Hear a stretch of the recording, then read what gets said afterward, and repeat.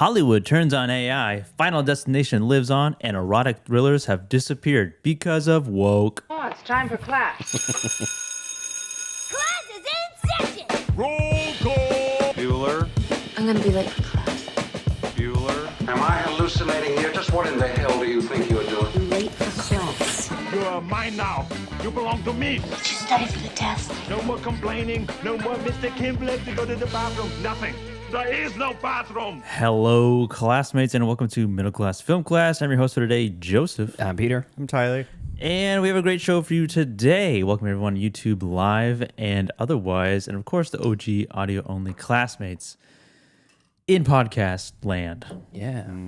Here we are once again. Is that a new hat, Joseph? No, Let's see. I've worn this many times on this very show. I don't know why. For some reason, I thought the hat was a different color last time. Maybe it's just looking sun-bleached. crispier than Yeah. usual. It actually does look crispy. I don't know. I have a sort of color contrast going on here with this shirt. No, it's good. Yeah. I heard a long time ago. So when I used to work in the shop before I went into the office, I had no idea how to dress besides just dicky shorts and a t-shirt. And I was like, okay, how do you dress normal? And so I read a lot of forums on how to look somewhat professional. You looked and it shit. up? Oh, Yeah. absolutely. How to tailor your own shirts, that sort of stuff. Because I had to wear a button-up shirt and a tie. And I was like, I'm not going to just wear a white tie and black pants. That seems like a funeral parlor employee or something I like don't that. know. I think that looks sharp. Sure. I remember that's what you wore when I interviewed you for your job at my shop. But That's right. I remember reading all these fashion forums, and they say, think of nature. If you can imagine a picturescape in nature and all the colors match your outfit, then you're probably doing okay. Okay. So the brown of a tree trunk, the Earth tones. earth tone of a tree, maybe the burnt orange of the leaves that are kind of aging or whatever. So it looked like You're a good. tree.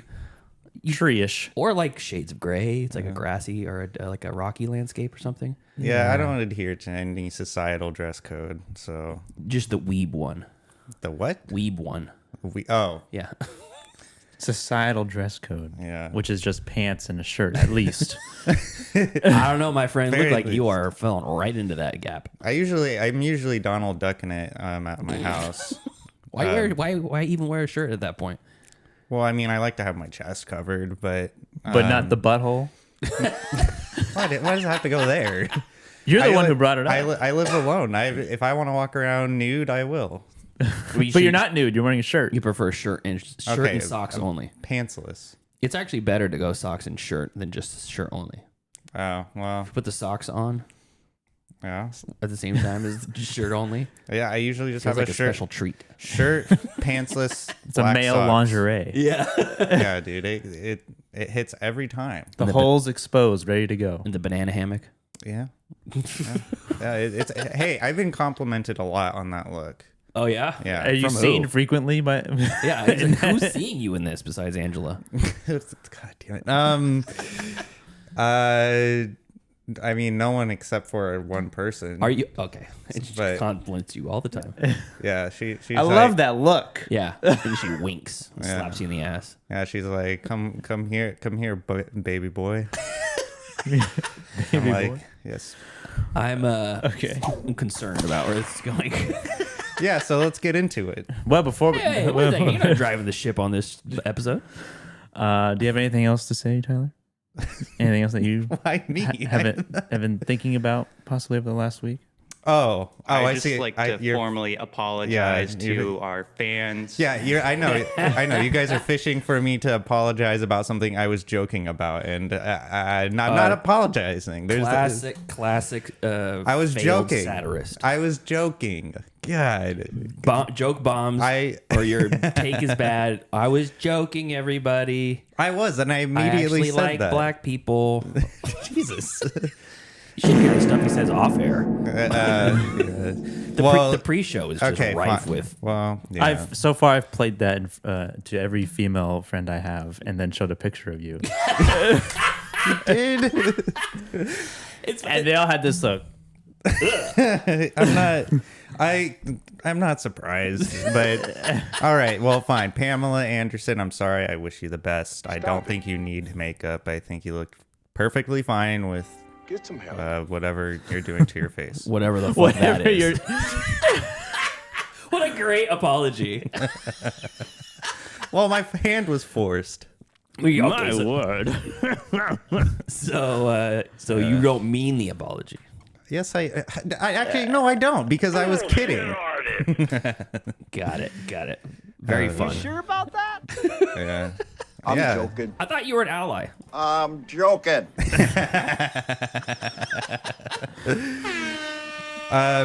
Yeah, well, I mean, let's just keep my misogynistic viewpoints to a minimum. Won't even hug his own mother. Yeah. You're the one who said it, just so you know. Yeah.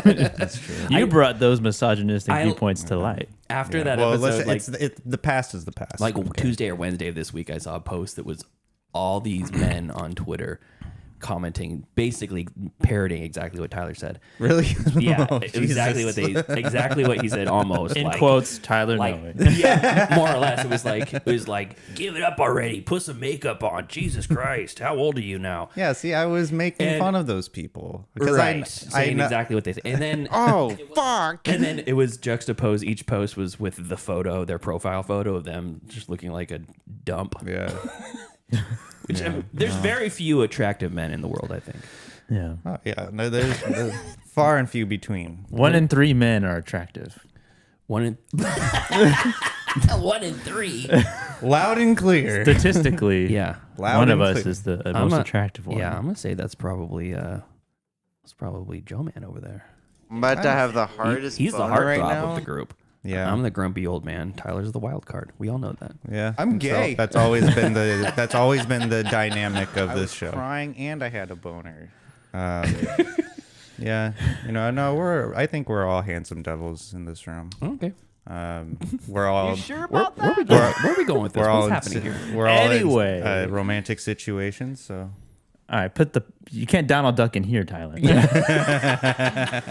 Anyway, let's get into some cabin chatter. Find some charity, ye lad. Now's the time for gab and chatter. Cabin chatter, movie news, movie things to discuss. Pete, what do you have? Yes, so it seems that the tide has been turning on AI in Hollywood, and it couldn't come fast enough for my taste. There's been talks about Mid-Journey AI and Sora AI and all these like video generation programs that are like, in the future you can just type in whatever the fuck you want and the movie pops out. It's like, for one, what a tremendous waste of resources, because it's a huge amount of computing power and energy suckage that comes from these programs. And it's funny because you'll see every once in a while, you'll see a post on Twitter, someone saying, AI is punk rock because it's so counterculture. And they're like, shut the fuck up. what's counterculture about? I don't understand. Because how everybody hates it. technological Because everybody hates it. Okay. It's the dumbest fucking argument. It's so funny to see those posts and you just That's scroll. kind of like the people saying like, oh, being a Republican is the new punk. I'm just like, what? No, man, you're always the man. You're still the man you always were. So anyways, but there's all these like potentially people are talking about, oh, well, the industry is going to collapse on itself because when everybody can make movies, it's just, to me, it's like Syndrome from The Incredibles. When everyone's a super, no one is. When everyone's special, no one is. It's like if you could just generate a movie of the quality and caliber of a Denis Villeneuve or something like that, then why even try at that point? It'll never get to that point. It's going to be AI slop. It's going to be garbage. It'll look better and better, but Yeah. if you can't, I can't remember exactly what I said. It's something like a computer can't resent being alive, so it can't create good art. Something along those lines. That's awesome. I know. So now more and more they're starting to become backlash to AI in Hollywood, and not surprisingly, most of it is because of the loss of money, potential loss in money. Oh, so it's Not because of ethical reasons. Yeah. It's just because they think they're going to lose money, which is like, that's a perfectly good motivating factor if the end result is fine. So first off is Universal Pictures.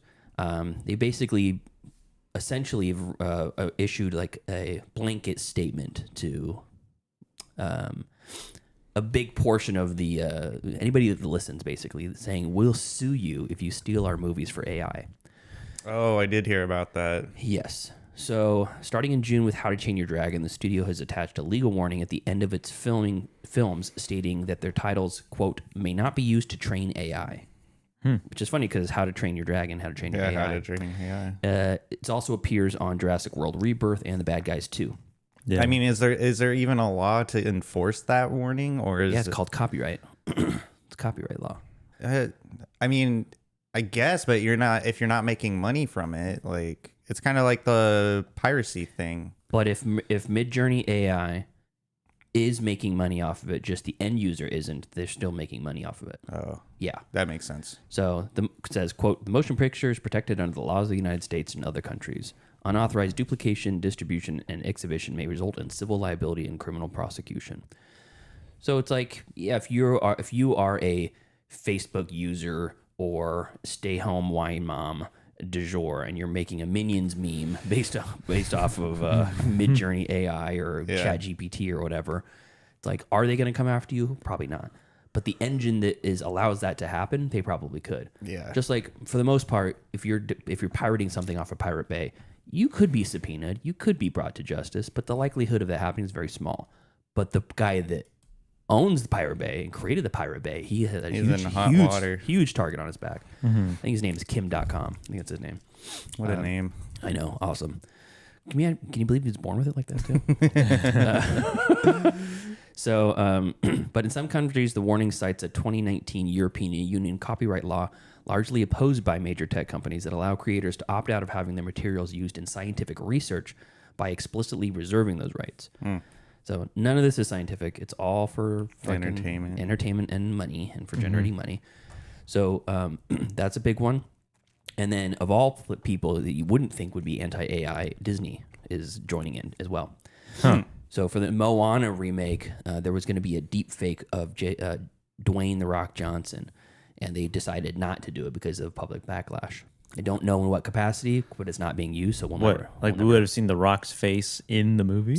Yes, of something else. I don't know, because it's a live action. Oh, the live action. Yeah. Oh, I see.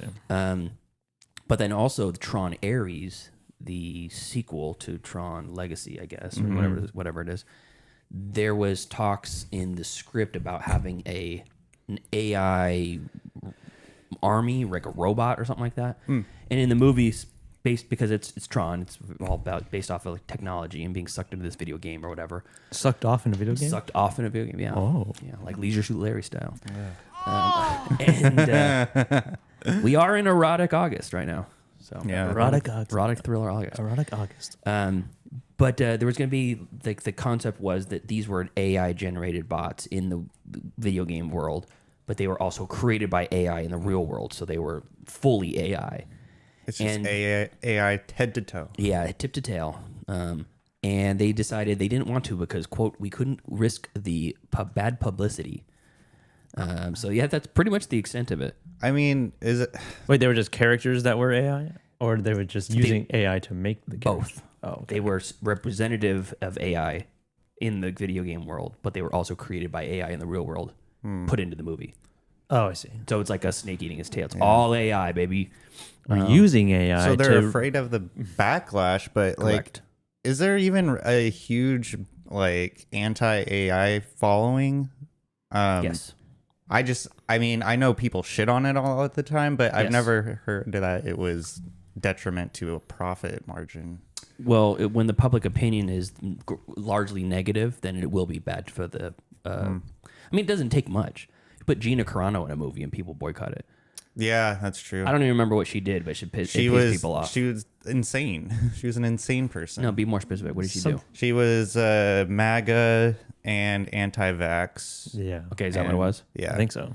I think so And too. she But was- I don't remember. I think she was notoriously difficult to work with too. But somehow Lena Dunham still gets work. Anyways, that's besides the point. I don't like her. But yeah, it's like all you have to do is be in the negative favor of the public opinion when a large populist property comes out, like a Tron or a whatever, Moana live action. Yeah.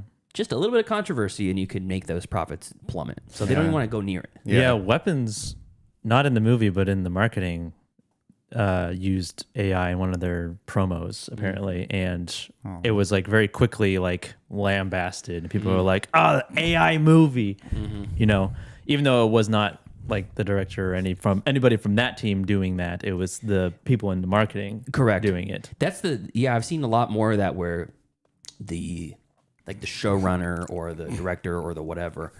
You okay over there, Tyler? Yeah. All right. You sound like you're having a panic attack or something. Oh, fine. Allergic reaction in your throat. But they have to come out and publicly say, we didn't do this. We hired this company to do this, and they went against our wishes and used AI. So we're pulling that off the shelves. And it's like, that's all you need to do. It's just say, yeah, these assholes misrepresented us.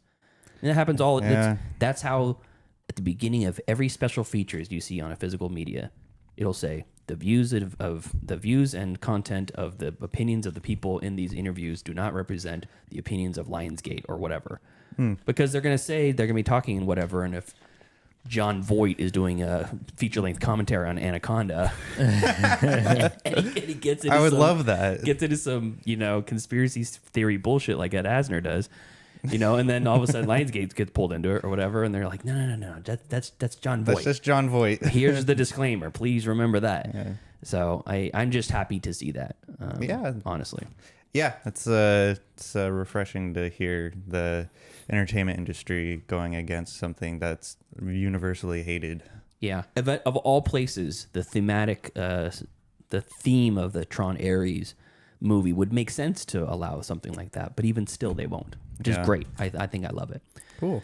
There's more to it than that. I mean, there's even Walt Disney and Universal Pictures already sued AI Midjourney. The AI firm Midjourney in Los Angeles, they accused them of blatantly copying and profiting from copyrighted images of characters from franchises such as Star Wars, Minions, Cars, Marvel, The Simpsons, and Shrek. Yep. So cool. Anyways, fuck AI. Yeah. Once again. Yes. Once again. Forever. Yes. Once again and for all time. And I will make the distinction again. Generative AI. Yes.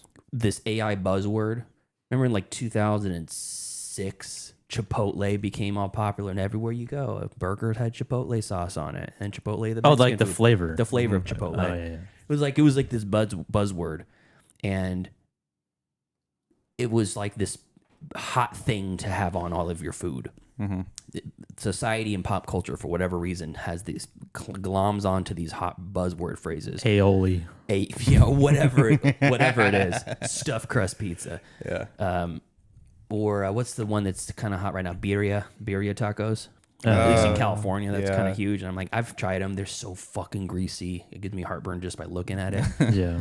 But these trends pop up, and now what used to be just a filter or a sorting program now becomes AI-powered sorting, through fucking whatever. Yeah, and you kind of have to figure out like where the line is of like AI-assisted tools and like what that tool does and when you use it versus like obviously something as extreme as generating a whole piece of something. Yeah, and for me, it's like it's the difference between when, like Photoshop, you have correction tools and you have smart filters and filling things out that within the workpiece, but you're not training it off of copyrighted materials online. You can't be like, I want a picture of a starry sky style of this, and it just basically steals the artwork and hodgepodges it together to give you something close to it. It's just using your existing work to manipulate it. It's like a faster version and a more advanced version of the same thing you could already do before. Yeah. Just making it easier. Yeah. So that buzzword AI, it doesn't always piss me off, but generative AI 100% of the time is cancer. Terrible. Get it out of here. That's it. All right, Tyler. Yes. My news. I actually have two news stories because I saw one on Reddit right before we went live. But I'll go with the one that I originally had. Final Destination 7 is in the works, and the Bloodlines co-writers returning. Oh, hell yeah. That is good news of itself, but it got me thinking about franchise sequels and which ones are appropriate to have like tens of them, hundreds of them maybe. Hundreds of sequels. Hundreds of sequels. That's like the sequel to Hundreds of Beavers. Well, so it just got me thinking, like, Final Destination is pretty much the perfect premise to have multiple movies. Like, even like if they made like a yearly Final Destination movie, I think that would be great. Like Saw, the way that Saw does it. Mm-hmm. I think Saw. I'm not. Fast and the Furious. Yeah, I'm just naming franchises. I mean, Saw, I'm not a huge fan of, because there's a singular story that's being told throughout the whole franchise, and it kind of gets tiring. Okay. But with Final Destination, it can be standalone. Careful, Jack's in the chat. Oh yeah, I know. That's his baby. But with a Final Destination, they can all be self-contained stories. It just be Final Destination, and then it's just 4 beautiful young adults getting killed. Beautiful. Well, yeah, all those main actors in those Final Destination movies are just beautiful human beings. And so you have just like a group of people dying in very odd ways, violent ways. Mm-hmm. And it's that simple. It's like death follows them. And so I was thinking, like, what would be the most ridiculous franchise movie in the same vein as Final Destination? And I wanted to ask you guys, like, think of like the most ridiculous movie that would have like 10 plus sequels. Human Centipede.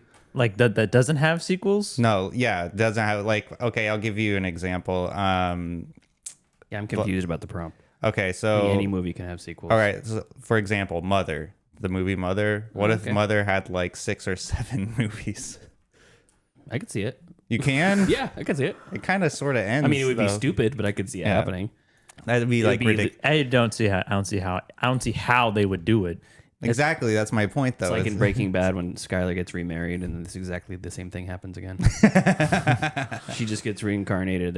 What's her name? Jennifer Lawrence. But it's a different version of Earth. Or like a Schindler's List saga.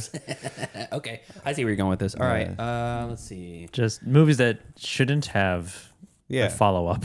Yeah. The Perfect Storm. Yeah. The fucking boat sings at the end. The perfect Storm 7. Yeah, you're like they're at by the 7th one. It's just like the Twisters, like Oh, the yeah. sequel Twisters. They the storm is like sentient at this point, and they're going after it. Yes. That's the same storm that killed my dad, my great grandfather. Yeah. Mark That's Wahlberg. a good one. That's a good one. I didn't think about The that. Descent. The Descent. There's 2 Descents, right? Yeah, there's there? there's a sequel to The Descent. But that could It's just a different cave. yeah. Rogue One. There is a sequel to Rogue One. There's 4 of them. I don't think it should have sequels though. Yeah. Yeah. Wait, what? It's Star Wars. You just want to erase all the Star Warses? Yeah. It's pre Episode 4, pre A New Hope. Oh wait, there's more. It's Rogue One leads into Episode 4. Does it really? A New Hope. Yeah, it's the end of What? it. How do you not know this? That's when you see you fools. you see Vader. You fools. You're too good at the I'm deadpan. joking. All right. Well, yeah. So I just like I really like Boy that- in the striped pajamas. Fuck, there you go. That's a good one. What about you? What about you, Tyler? I don't know. I think that the most ridiculous one would probably be. I was thinking. I can't remember what I was thinking. Titan. Ooh, yeah. Teton. Titan. That would be. What's that one? Crimes of the Future. Crimes. I can see that being like a mini series. Yeah, I guess so. I don't know. I'm not really good at. I'm just trying to think of a movie where everybody dies at the end, and there's no possible way they would make another one. No Time to Die. No Time to Die. I was gonna say Cabin in the Woods, but that could actually be a good sequel. Any Interstellar movie minus the Batman trilogy. Interstellar. Sorry, any Nolan movie. Well, Any minus Interstellar movie. minus the Batman trilogy. Yeah, The Prestige would be a terrible sequel. Yeah. You get to the end of it, you're like, okay, well, all the stuff is done already. Yeah, Inception, like Inception 5. Movies that have a really tight plot, a Big Fish. Actually, you know what? Inception. Shutter Island.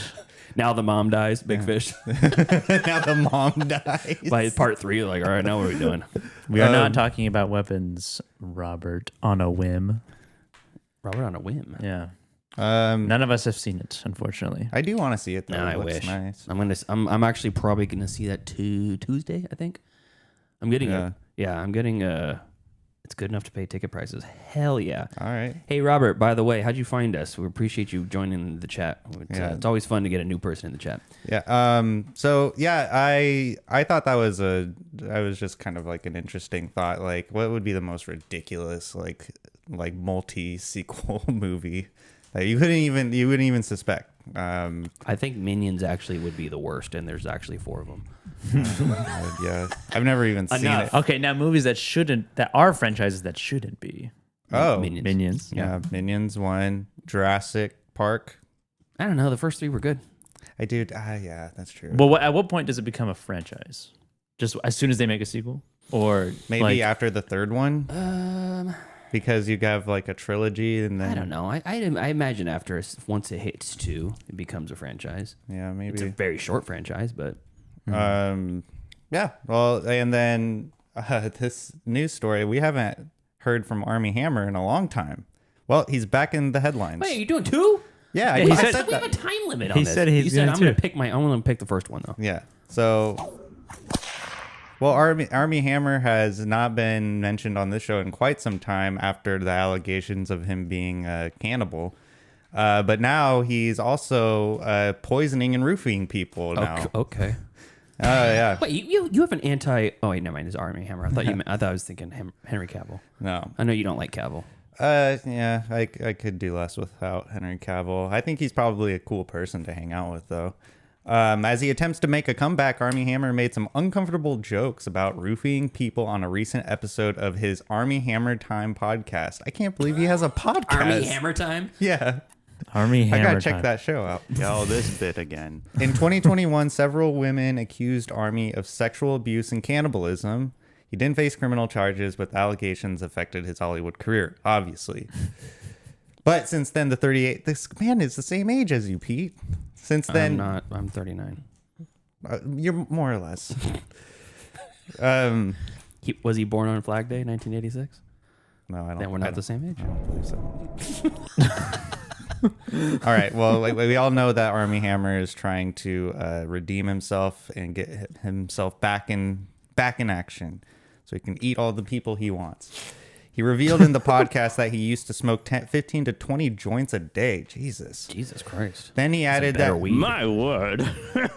Then he added that he loved poisoning people, and his jokes continued to get worse. I This is like a Tyler level joke. I'm joking, guys. Isn't that funny? I'm poisoning people. How is he poisoning them? Like trying to kill them, or like making them deathly ill, or Is it poison for Cusco? or is he giving them like laxatives? No, it was with weed. Weed poisoning? Yeah. So yeah, Armie Hammer. He has his own podcast. Check it out. If you want, if you're What the into. hell is going on with this? I don't Why know. are you shilling for Armie Hammer on this show? I wasn't. I thought it was pretty funny that he's back in the news. I didn't even know he had a podcast, the Armie Hammer Time podcast. What? Stop plugging it. I'm not plugging it. That's the third time you mentioned they had a podcast. All right, fine. That's it. That is incorrect. All right. All right. I have one news story. It's relative to our Erotic August. Imagine coming in and like not listening to any episodes prior, and we're talking about Erotic August. I told my chiropractor about this show because he asked if I was doing anything over the weekend. I was like, yeah, just the podcast on Saturday. He goes, oh, you got a podcast? Is it on YouTube? I'm like, yeah, it is. You should check it out. Is his name Robert on a whim? Maybe. And he said, Are you a chiropractor, Robert on a whim? he said, what kind of movies you talk about? I'm like, oh, we're doing erotic thrillers right now. And he busted up laughing. He's like, really? I'm like, yeah, it's the whole month of August. I love those. He actually does. He said, That happens to be my favorite genre he of said movie. Basic Instinct. Hell yeah. Yeah.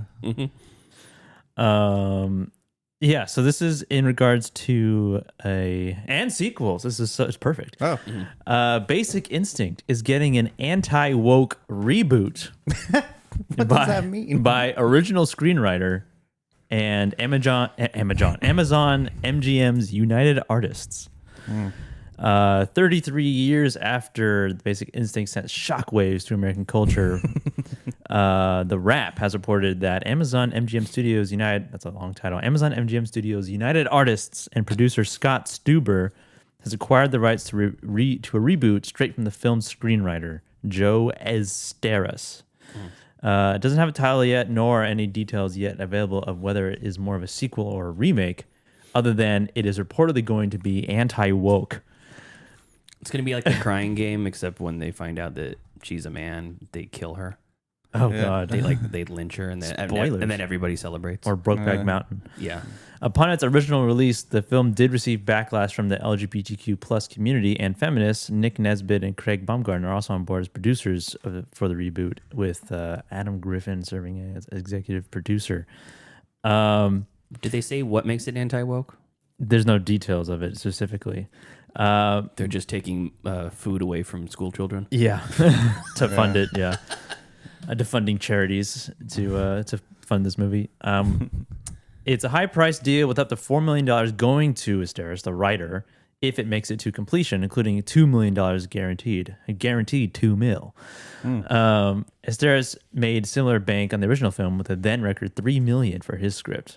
And in quotes, "To those who question what an 80-year-old man is doing writing a sexy erotic thriller, the rumors of my cinematic impotence are exaggerated and ageist." What the hell? Cinematic impotence. Are exaggerated and ageist.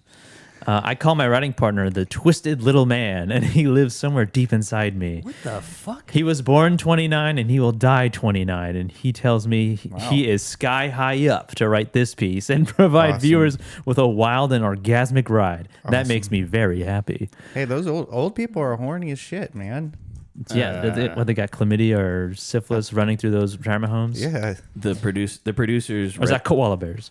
both. Both. Okay. The producers of that movie read the script and they're like, "Can we just tone down all the 90-year-old men getting fellatio?" I'm not changing a fucking frame of this movie. Hell no. You did My twisted little man speaks and you listen. Yeah. 29-year-old twisted man. Basic Instinct was not only one of the highest grossing films of 1992, it is also one of the most successful R-rated films of all time, though it was almost rated NC-17 before Paul Verhoeven made minor cuts to get it more box office friendly. The salacious erotic thriller finds Michael Douglas's detective Nick Curran caught in a sexual game of cat and mouse. That's just the plot of the original one. I like to think that his name is Pulver. His first name is Pulver, and then Hoven. Yeah, Hoven's just his last name. His middle name is Ver. And apparently Sharon Stone was far from the first choice for that role. Dude, Jesus. She was perfect in that. The 13th choice. 13th. They didn't put a number on her? How did they do? It's like 13th round draft pick. She just kept track. When she was in line for the audition, she was 1, 2, 3, 4, 5, 6, 13. I wanted to play her so badly that I had the script on top of my refrigerator for 8 months. I just kept thinking, I'm gonna manifest this. I'm gonna get this part, as they offered it to everybody else on the planet. I was the 13th choice. The 13th. Wait a minute, on reason. top of her refrigerator? Yeah, she kept the script on top of her refrigerator. It's a weird place to leave a script. Is it? Yeah, put it on your bedside if you're that passionate about it. On the top of the fridge, I'd forget about that. Maybe it was magnetized to the top of the fridge. Oh.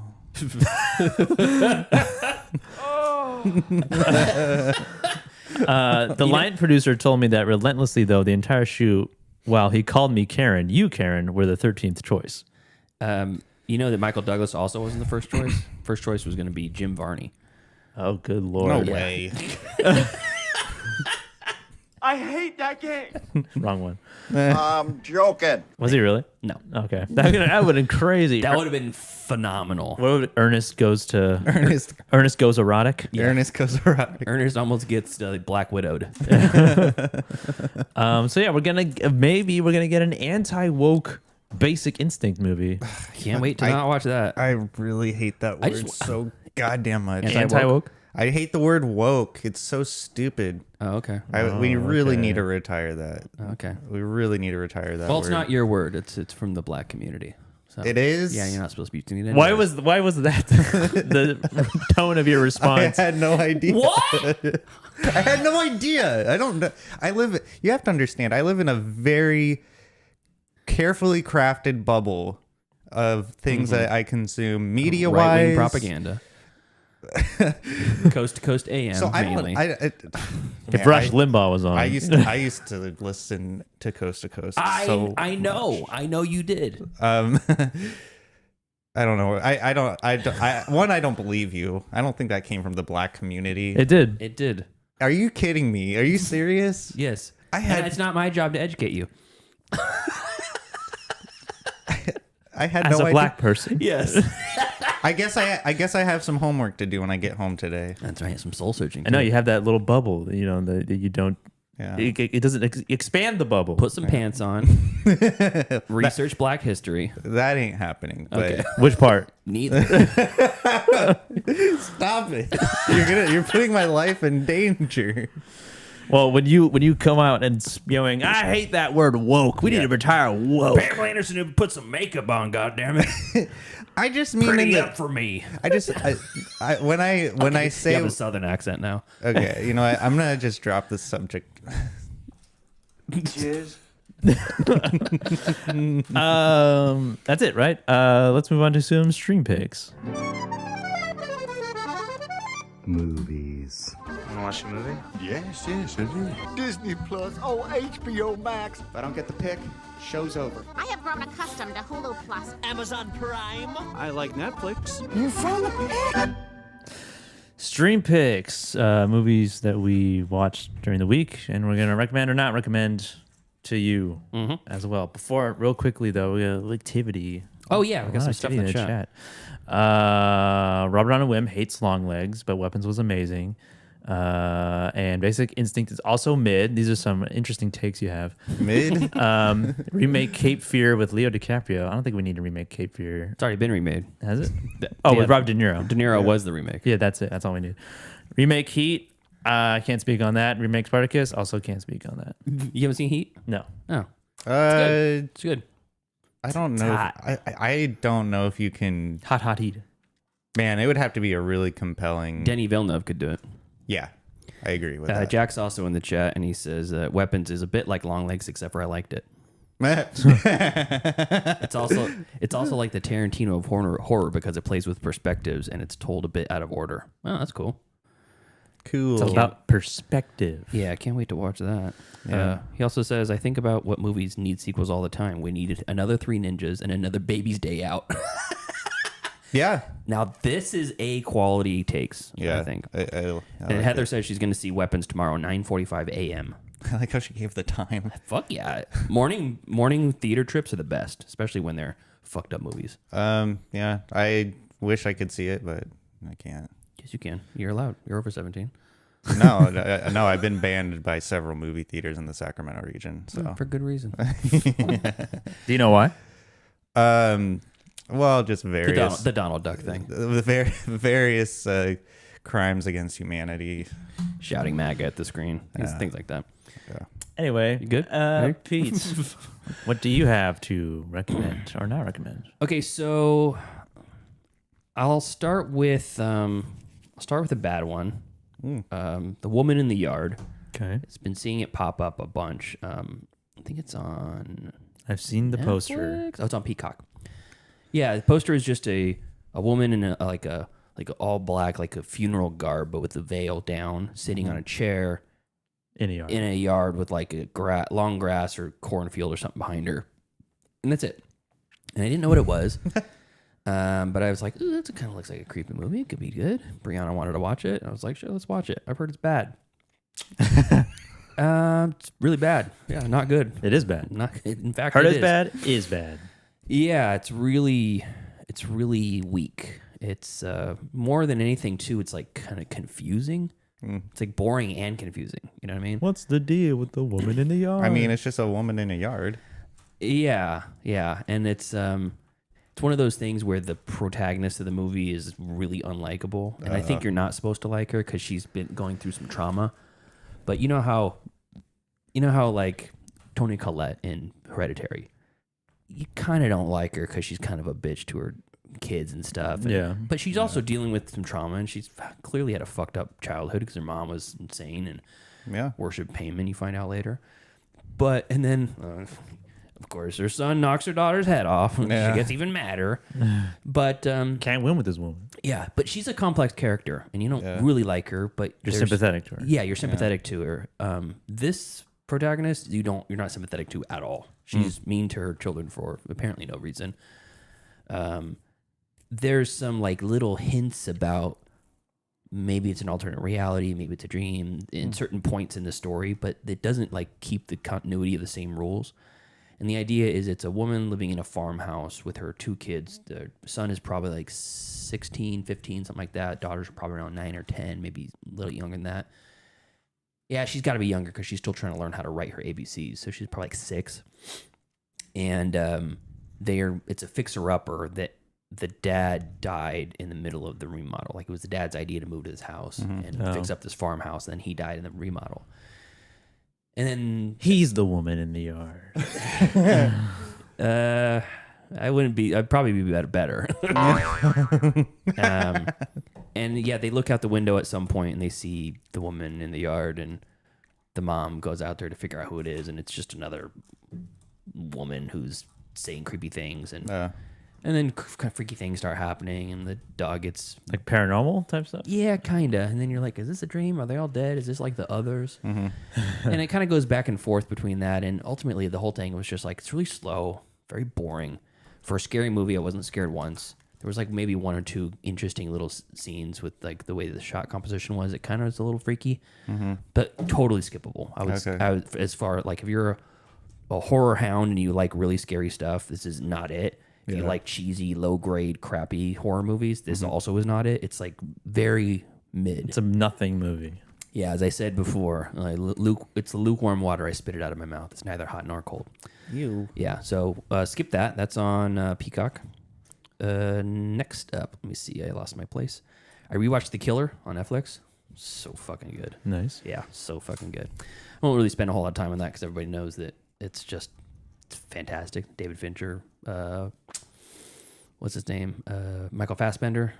Tilda Swinton. A couple other people. And kicks ass. Start to finish. It's really good. All right. Phenomenal filmmaking. Great blocking and shot composition. Yeah. It's one of the few movies where the VO feels right in it. So really love The Killer. Again, I rewatched it. It's still another like top tier movie, almost A+. It's like A. And I watched a action war movie that I thought was gonna suck ass, but I've heard good things, and I'm like, no, I'm not gonna like it. And it was actually pretty good. It's called Triple Frontier, streaming on Netflix. And this is directed by J.C. Shandor, who did All Is Lost, the Robert Redford movie about the bro that we covered, and also most recently Kraven the Hunter. Yeah. Which was fun. Kraven the Hunter was fun. I still stand by that movie. Very fun popcorn movie. Terrible writing. Yes, very terrible, but it's a good time.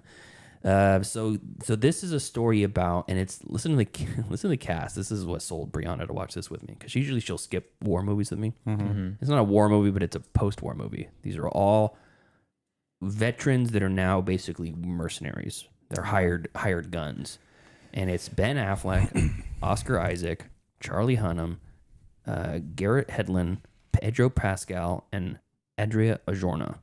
There's a couple other people I'd recognize too, but the actual group of soldiers, they're going into this. I want to say it's Brazil, Colombia. Brazil. Let's see if it gives me the synopsis here.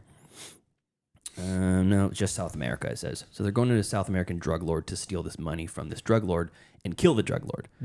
And Oscar Isaac has been in country for years tracking this guy, and they finally found him, and they find that we're going to go in, we're going to neutralize him. It's going to make the country better. It's going to make the world better. And then at the same time, we're going to steal all his money. And then we all retire. It's a win-win. It's a win-win. And they're basically like, if we plan this right, we're basically, after this day, we're all trampling on the oaths that we took, but when we became soldiers. to do no harm and only follow, kill when absolutely necessary, for defending your country, da da da da da. But we will only have to commit one larceny, and we will only have to commit one murder, and that's it. And it's of objectively terrible person, like killing Hitler. Yeah. And so they're like, let's do this. And it does not go, as you can imagine, the way they thought it was going to go. Of course. And they get kind of stuck in this place. And but they get more money than expected. So now they're trying to get more money than expected out of country. And their greed more or less sabotages them. So great action in this. Very exciting. Very good. The acting's phenomenal. Everybody's great in it. I mean, it's like a who's who of like strong Hollywood leading man types. And it does not have the happiest ending. Doesn't have a super depressing ending, but it's like the journey along the way is very frustrating. Yeah. And you're like, well, good for them. They got fucking what they deserve. They killed the guy, so they get, that's not a spoiler. They killed the drug lord, but then them trying to capitalize on what had happened, they just basically get fucked over through the whole thing. So it's a Triple Frontier again, 2019. It's streaming on Netflix. It's a good action flick, good like post-war flick. Let's see here. Climax of that film was a letdown. I'm not sure what that was. Oh, Woman in the Yard. Yeah, not great. Robert Unwim in the chat. I have a theory. All movies are 2 times better if you tell someone that your child wrote it, or a child, or any kind of child. This movie was written by a dog. It's one of those paintings. That's elephant painted this whatever, and you're like, oh, it looks great. It's a human painted. Because the bar's a lot lower. Yeah, bar's really low. Yeah. All right. Next up, I think it's actually my last one of the week besides Wild Things. Fucking terrible movie that everybody said was terrible, and it delivered. Oh, okay. Once again, another movie that was said to be terrible and was terrible. You said Wild Things? No, the only other one I watched this week was Wild Things. I watched a couple other things that are not streaming, but I'm not going to talk about those. But War of the Worlds, Ice Cube, 2025. Yeah. Oh boy, this movie is trash. I've heard not great things. This is bad. Wait. Oh no, sorry. Is it like hilariously bad, or is it just yes? It's funny because it's so incompetent, and Ice Cube is so incompetent. So it's Ice Cube, Eva Longoria, Clark Gregg, Iman Benson, Henry Hunter Hall, Devin Bostick, Andrea Savage. There's a couple other people I recognize in this as well. I couldn't tell you their names, but basically Ice Cube is so Will Radford is a top analyst for Homeland Security who tracks potential threats through a mass surveillance program. And when I say that, he's sitting in a room like an office, like a government building, and the camera, the POV of this entire movie is either of his webcam looking back at him, so he's looking at the screen, but he's looking at you, the audience. And he's supposed to be watching him, like looking at things on the screen and reacting to them. Or it'll cut back to the actual screen that he's looking at. Okay. So it'll show the screen and show like the little surveillance program he's clicking on and how he's spying on his daughter and he's spying on his son. And then shit hits the fan and the tripods come. And he's got a friend at NASA who is saved in his contacts as what her name is. Her name is Sandra. And he has her saved as Sandra NASA in his team's contacts, which is not how that works. It's the person's full name. It might have their company title underneath or whatever. But, and you know how when you're fighting, you know how when you watch a fight sequence and it's shaky cam, and it's so close to the action that you can't even tell where the two people are in relation to each other or where the two people are in relation in the room.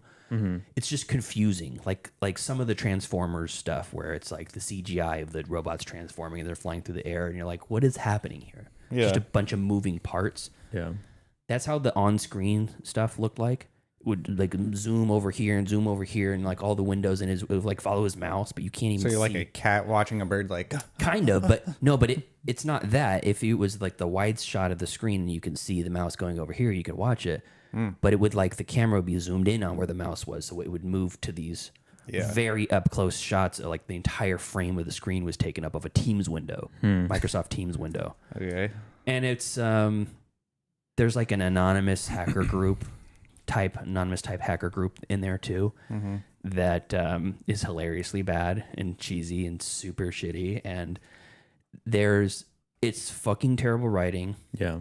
So for the whole thing, I was like, it's not that bad. It's pretty damn bad. That's like a 1.5 star movie. And the CG's not great, but it's also not terrible. Yeah. It feels like a sci-fi original. But the CG graphics are like 2 steps above that. Okay. Probably like 10 steps below a Marvel, but about 2 steps above a sci-fi original. So not fucking terrible. But for an Amazon-produced movie with Eva Longoria and Ice Cube in it, it's pretty laughably bad in as far as like the quality standard, the comparison. But then at some point, about 20 minutes from the end, the rest of the movie is like basically an Amazon commercial. Yeah. And Ice Cube's acting is so bad that his face reaction... There's a scene where he's 99.9% sure his son is dead. And he sees it happen on camera. And then the camera freezes on his son's face in terror as he's basically crushed to death by the tripods. And that's what you think is, oh, he's dead. And Ice Cube also thinks that he's dead. And he goes like this. And he stares at the screen with his Kevin hand. McAllister? Yeah, very much so. And at some point, he's looking at the video of his like son. And for some reason, everybody he's talking to through this program, Microsoft Teams. it's that, and there's like 5 other ones. Okay. But at some point, he does like a web call with them. Every phone call is not a phone call; it's a video call, and they all have the backwards facing camera, so you can see their face and you can see Cube reacting to it.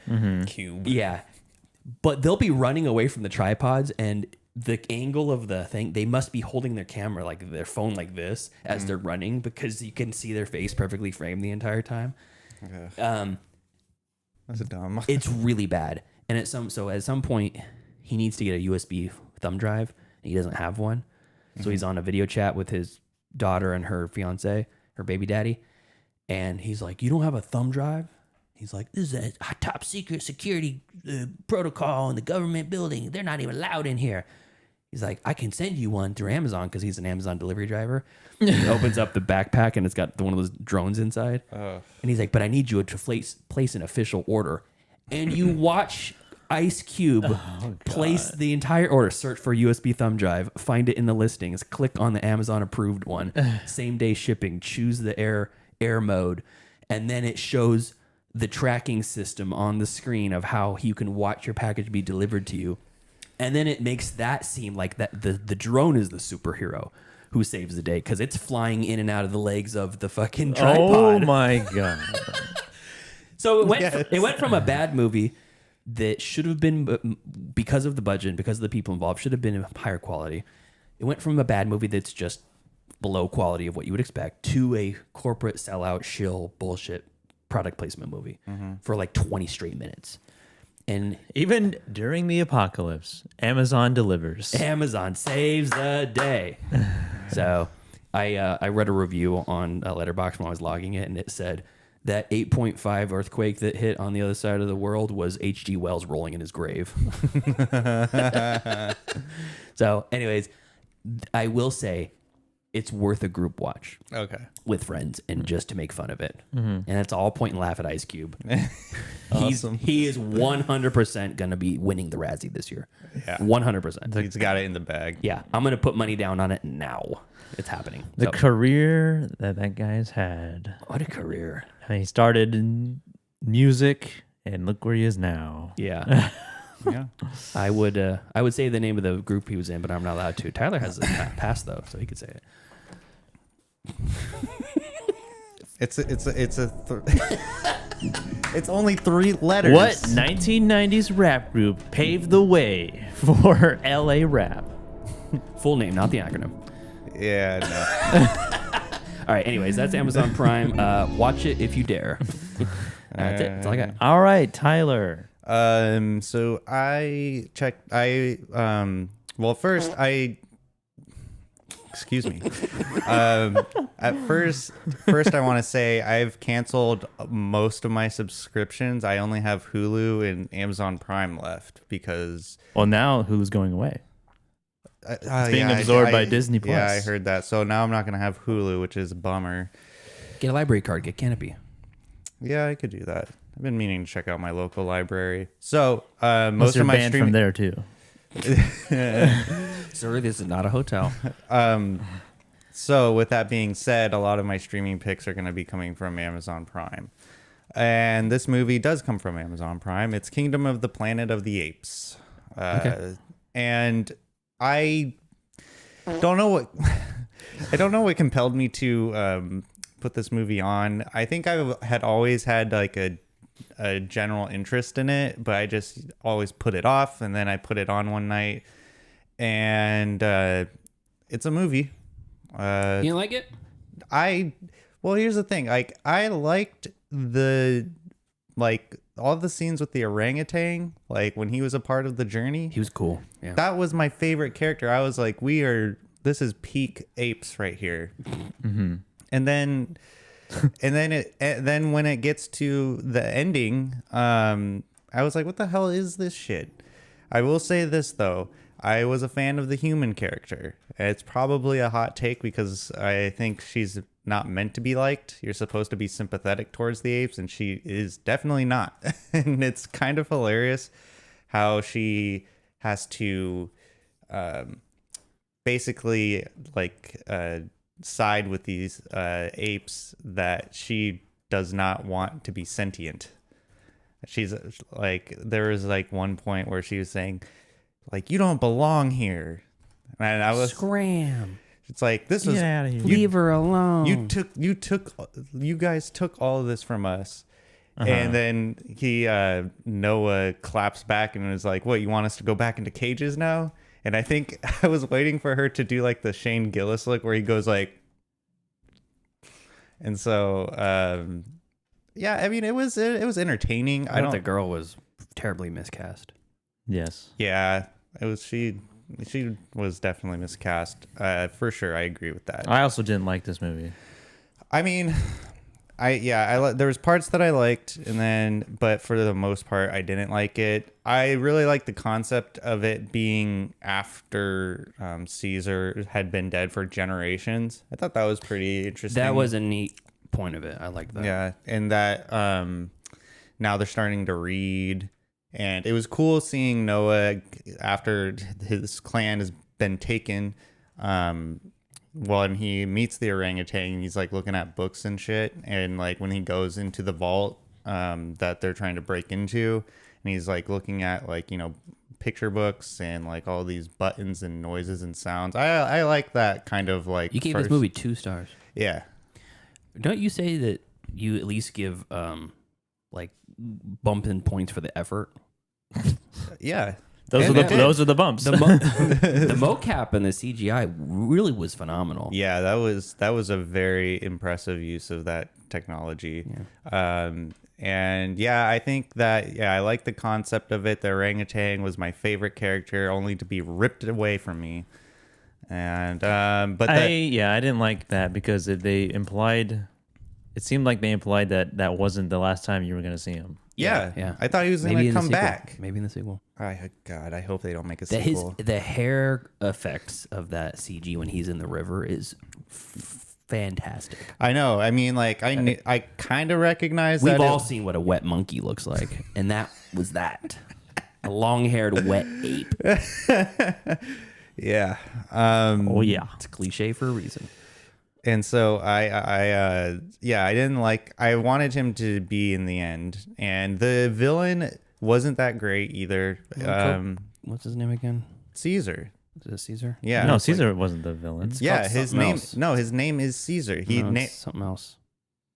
It's a Proximus Caesar. Oh, okay. Because he's like he's misreading the teachings of Caesar. Yeah. Well, this is what I thought this is what I interpreted it as. I didn't interpret it as he was following the teachings of Caesar the ape. He was following the teachings of Caesar the Roman emperor, because there's this one like throwaway conversation where he says that he's been getting William H. Macy's character has been reading him Roman Empire history on the Roman Empire. Mm-hmm. So it kind of clicked in my head. I was like, oh, maybe like when they say for Caesar, they're talking about the Roman emperor. And then it's kind of like there's like a miscommunication because all the apes are thinking he's talking about the chimpanzee. Yeah, could be like a double entendre. That's what I was thinking. Yeah. So I mean, it's not. It was okay. It wasn't terrible. It was disappointing. It was. Yeah. It was disappointing. And then I checked out the new King of the Hill show. Surprisingly, really good. I really like that show. Encouraging to hear. And they're approved for another season, but I guess I won't be watching it since Hulu's going to Disney Plus. So I mean, screw me. So yeah, that's all I got. All right. And I only have a couple. And they're early 2000s. Nice. 2000 and 2001. And this first one is streaming on Peacock and Tubi. This is the teen classic Bring It On. Cheerleading competition movie. And I've seen this before years ago. And put it on. Deanna has also seen this years ago, but not watched it in a long time. And we were just like midday, didn't feel like going anywhere. Mm-hmm. I didn't feel like playing a video game or whatever, so I was like, let's just throw this on. And it's very fun and entertaining. A little bit of dated language of the early 2000s, but that's okay. A lot of slurs. Tyler's favorite type of movie. This stars Kirsten Dunst, Eliza Dushku, Jesse Bradford, and Gabrielle Union as your main players here. And watching it now, I was like, oh, this seems like a little bit of a theme of white people, another example of white people taking away from black culture. Because essentially Kirsten Dunst's character becomes the new captain of this cheerleading squad and learns after going and visiting this other school that her former captain was going there and videotaping their routine, which is a predominantly black cheerleading squad. Oh, that's the plot? I forgot that. I remember seeing this a long time ago, but I don't remember much of it. And I remember liking it a lot. And then Gabrielle Union is the captain of that team, and it confronts Kirsten Dunst and is like, it was like, yeah, we got Raggedy Ann coming over here and with her camera and recording all of our routines. And, you know, she's getting the brunt of this confrontation, Kirsten Dunst, now that she's the captain. And so her world of being this new captain is sort of shattered, and like everything that she's been taught and learned from this person, who's now, I think, graduated at this point and not a part of the team anymore. I was like, oh, I didn't know I didn't know that was a plot either when I watched it so long ago. And then they hire what the hell is his name? Spirit Fingers guy. Justin Long? No. Spirit Fingers. Justin Long. It's not Justin Long. Channing Tatum? No.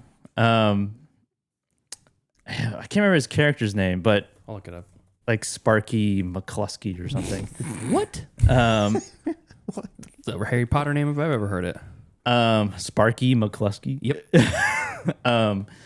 And they try to hire him to teach them a new routine, only to learn in another competition that he's been going up and down the coast teaching a bunch of other teams the same exact routine. And in this competition, the team before them performs that very same routine.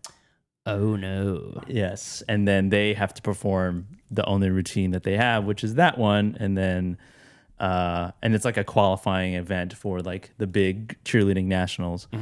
But overall, it's a teen comedy and it's fun and a little bit more to the plot than I remembered there being. Definitely worth a watch again, I think. Ian Roberts is the actor's name. What's the character's name?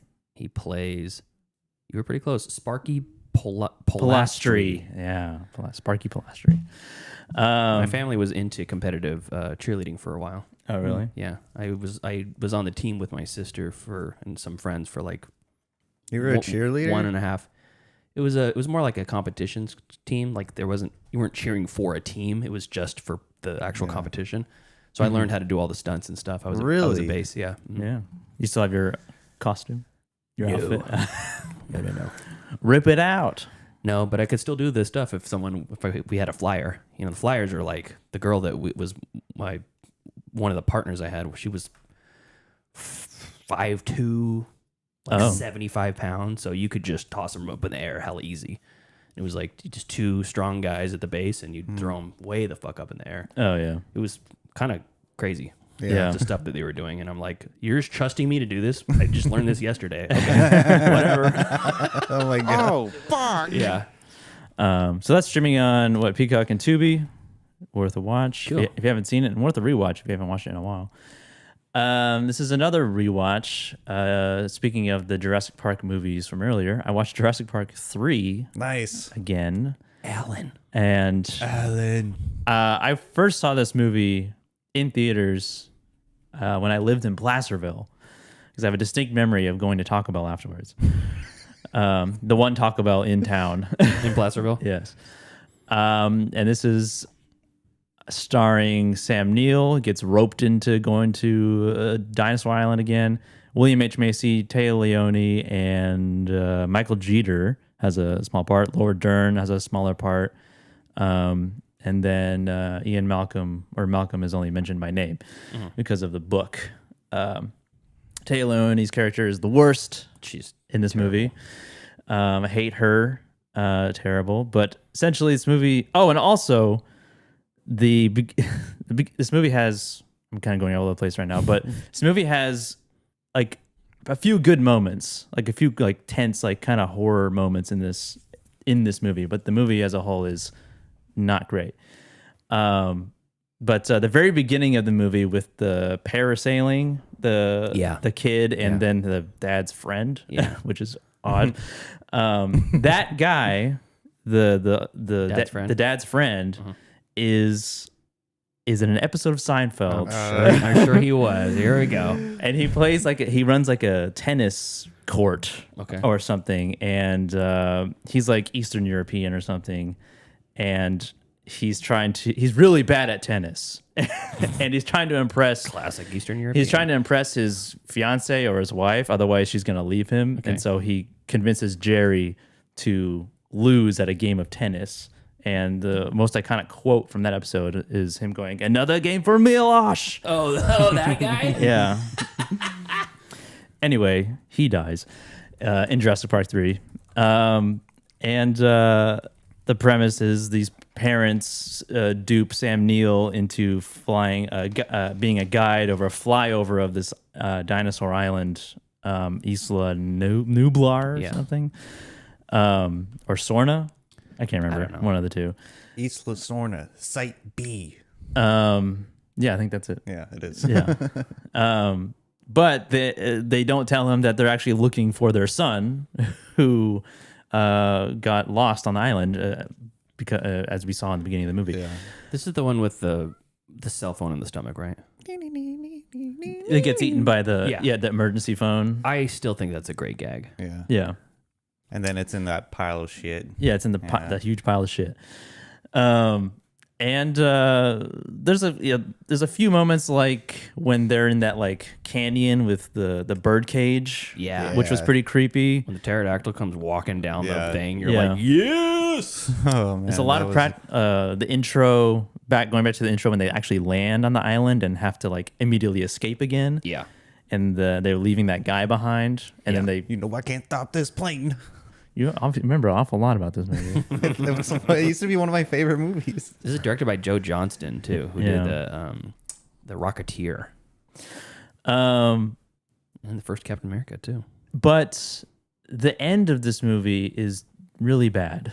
It just kind of fades away. They get to the coast and they leave. That's it. It becomes a Navy commercial at like, the end. Like the climax of the whole thing is pretty weak, because you think that this is just another encounter with this Allosaurus or whatever it is. Yeah, and with William H. Macy getting the courage to like climb up that crane or whatever, and then they think he's dead, and he's like, "I'm not going anywhere." And he does the heroic thing. Yeah, and then they get to the coast, and then they fly away, and then you just shots of the pterodactyls and the clouds, and then it's over. Yeah, the whole damn Navy shows up to this island. I know. I was like, this is a bit of an overkill. It really was a ploy from the child to get his parents together.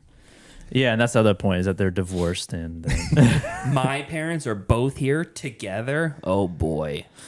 Oh boy, it's all coming together. Yeah, they don't work well together. Yeah, I'd rather be with the dinosaurs. Wah wah. I love that movie. That is a great one. I think I'm due for a rewatch. The ending, I just like. It was just so weak, the ending. I just didn't. It just felt like there was no finale. They released a trilogy, the original trilogy Steelbook 4K. Just for this movie? For all three. Oh, okay. It's all three in the case. And I bought that a little while ago. Me and Brianna just watched all three again recently, and I don't think it's like a true 4K scan. I think it's like an upscale one. But it looks pretty good, but all three of them I think are still perfectly fine movies. The first one's a perfect movie. It's fantastic. Yeah. The other two are fun and still good and entertaining, but they're not one of the greats. Yeah. I mean, But do you want to see dinosaurs eating people or not? Yeah. If you do, watch the movie. If you don't, watch something else. Yeah. I mean, I Dinosaurs don't eat that many people in this movie. Yeah. They eat 2 people. No, but I think what bullshit. what this movie succeeds at is having great action sequences with dinosaurs. It's like it borders on the edge of cheesy and being genuinely good. Yeah. I think The Lost World, I think, has one of the best scenes out of all these movies, which is the dangling trailer off the cliff. that was cool. Yeah, that was a pretty horrifying thing to watch as a kid. I don't know why I thought that Spielberg only directed the first one, but he did Lost World too. Okay. Yeah. And that's streaming on Netflix. Oh, really? That's cool. Yes, if you want to watch it. And then went to a bootleg cinema screening last night for Repo Man. I don't think that's streaming anywhere. Probably on Criterion. Probably. Never seen Repo Man, and that was cool. Yeah, how was it? It was fun. It was funny. It was insane. And Was there a big turnout? It was all right. yeah, it's pretty good. Wait, you guys both went? Yeah. Damn. Dude, you're working them to patrol right in that point, and you're always dead on Sundays or during summer days, anyways. Well, After this new job that you have, yeah. new 5-year-old job. That you love so much. I actually do love my job now, so. He has a newfound appreciation. We've talked about it. Yep. Oh, okay. He loves it now. But It's not streaming anywhere. You got to rent it for $4. But yeah, hopefully he does another one. If not, rest in peace. Yeah, Repo Man was fun. Yes, very fun movie. Insane. It was a rewatch. I watched it years ago and I wasn't fully paying attention. I'm like, it's kind of low budget, kind of crappy. And then being locked in with a crowd, it's way funnier than I would remember. It's a lot of great lines. Yeah, got Emilio Estevez, Harry Dean Stanton. What more do you need? That's it. Chevy Malibu. But yeah, that's all I have. Cool. Anything else? Tyler, you got anything you need to say to the class? No. Anything? No. I'd just like to formally apologize to our fans. We'll get AI Tyler to do the apology instead. Oh, God. I'm sure we could spruce together an essay with the amount of drops we have. Probably. Be mostly boner related, though. All right. So thank you to our cool ass yard duties over on Patreon. That's Javier, Heather in the chat, Michael, and Chris. If you want to support us on the Patreon, you can do so at patreon.com/middleclassfilmclass, or you can just watch on the YouTube channel. Tell a friend. We have a new listener in the chat, Robert on a whim. Thank you for joining us. Thanks for Heather and Jack for joining us in the chat too.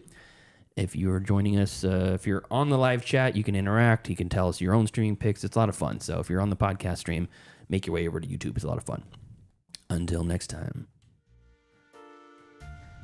Thank you for joining us as we gab and chatter. We talk about streaming picks and all kinds of fun stuff. And we say, fuck AI. Follow us later on today if you're on the live stream, or later on in the week if you're on the later releases as we review Wild Things, Joseph's pick for Erotic Thriller August. Follow us on Facebook, facebook.com/MCFC podcast, and send us an email, mcfcpodcast@gmail.com. And follow us on Instagram at Middle Class Film Class. And follow us on TikTok at Middle Class Film Class, and on Twitter at Podcast MCFC. There we go. All right, we'll see you guys later. See ya. See ya.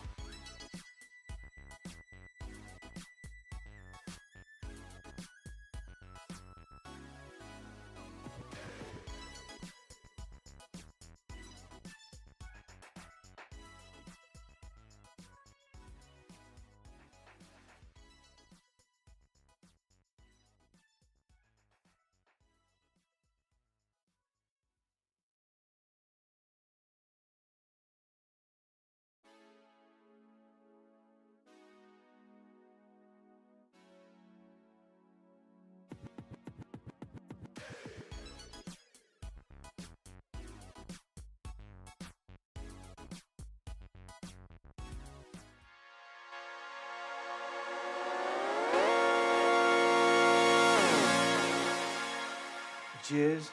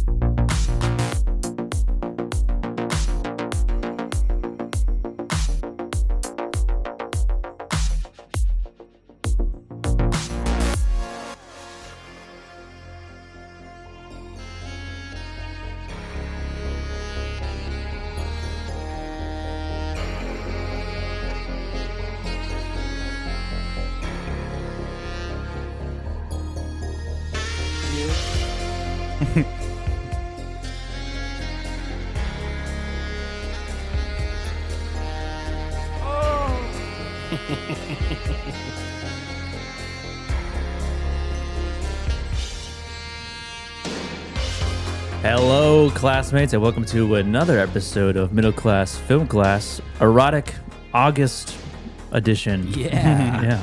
Yeah, another baby. installment of Erotic Thriller August.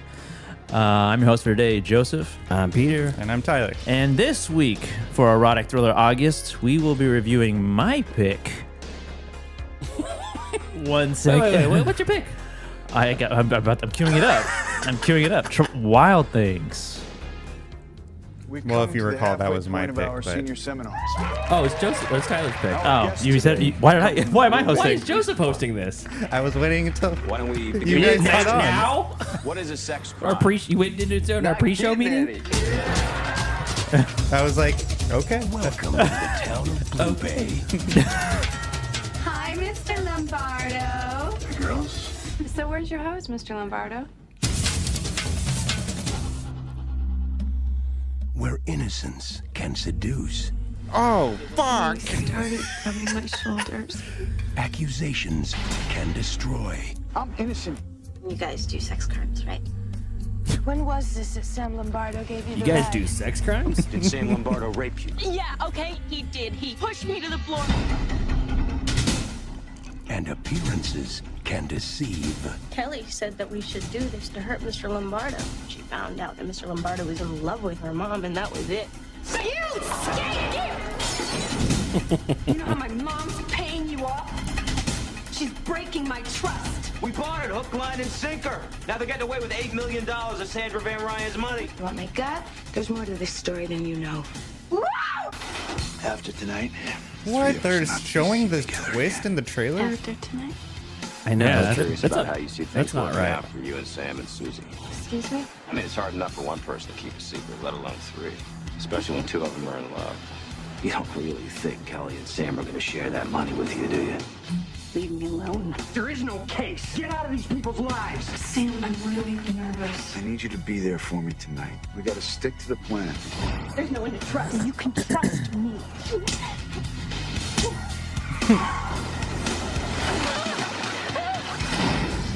I'd keep a real close eye on my new friends if I were you. She's gonna blow it. Boom. She's gonna what? Don't touch me. Wild things. Two's company. Three's a crowd. I was being like edged the whole time. Or is it just for boys? Oh yeah. Well, Tyler's pick for. So who's running this thing? No, we already delegated Joseph. So You didn't want to say anything? oh, I thought you guys knew. I thought we were doing something like we are just gonna go in a circle now. Why would we do that? It was just a mistake. I don't know what to say. Tyler, that's like Tyler misses his exit on the freeway and just moves to Canada. I just keep on driving. Wait, wasn't that my exit? Nah, that's fine. We'll just go this way. I'll get the next one. Ah, damn. Ah, well. I'm in Alberta. Yep. Couldn't turn around. Couldn't do anything about it. All right, well, yeah, I'll take over. So, Wild Things, I chose this because quite frankly, I don't really know erotic thrillers from the 80s and 90s by heart name. It's about, name. Or by name. What's whatever. Yeah, do you have the information on it? I mean, yeah, right here. Oh, okay, great. Who directed it? Yeah. Oh, I don't have that. I'll do that part for you. Okay. Go ahead. Give your spiel. Okay. Well, yeah. Also, what is this song? Yeah, it feels more like late 80s. Yeah, that's pretty cool. Sci-fi. Yeah, so Wild Things, it's about two horny teenage girls and Matt Dillon concocting a scheme to steal $8 million from this rich lady, and chaos ensues. He's falsely accused of rape, and then turns out he didn't rape the girls. It was just a ploy to get the money. So this was my first time watching it. Mm-hmm. You want me to give the information about it? Nah, well, let's keep it a mystery. Okay, great. This is going great.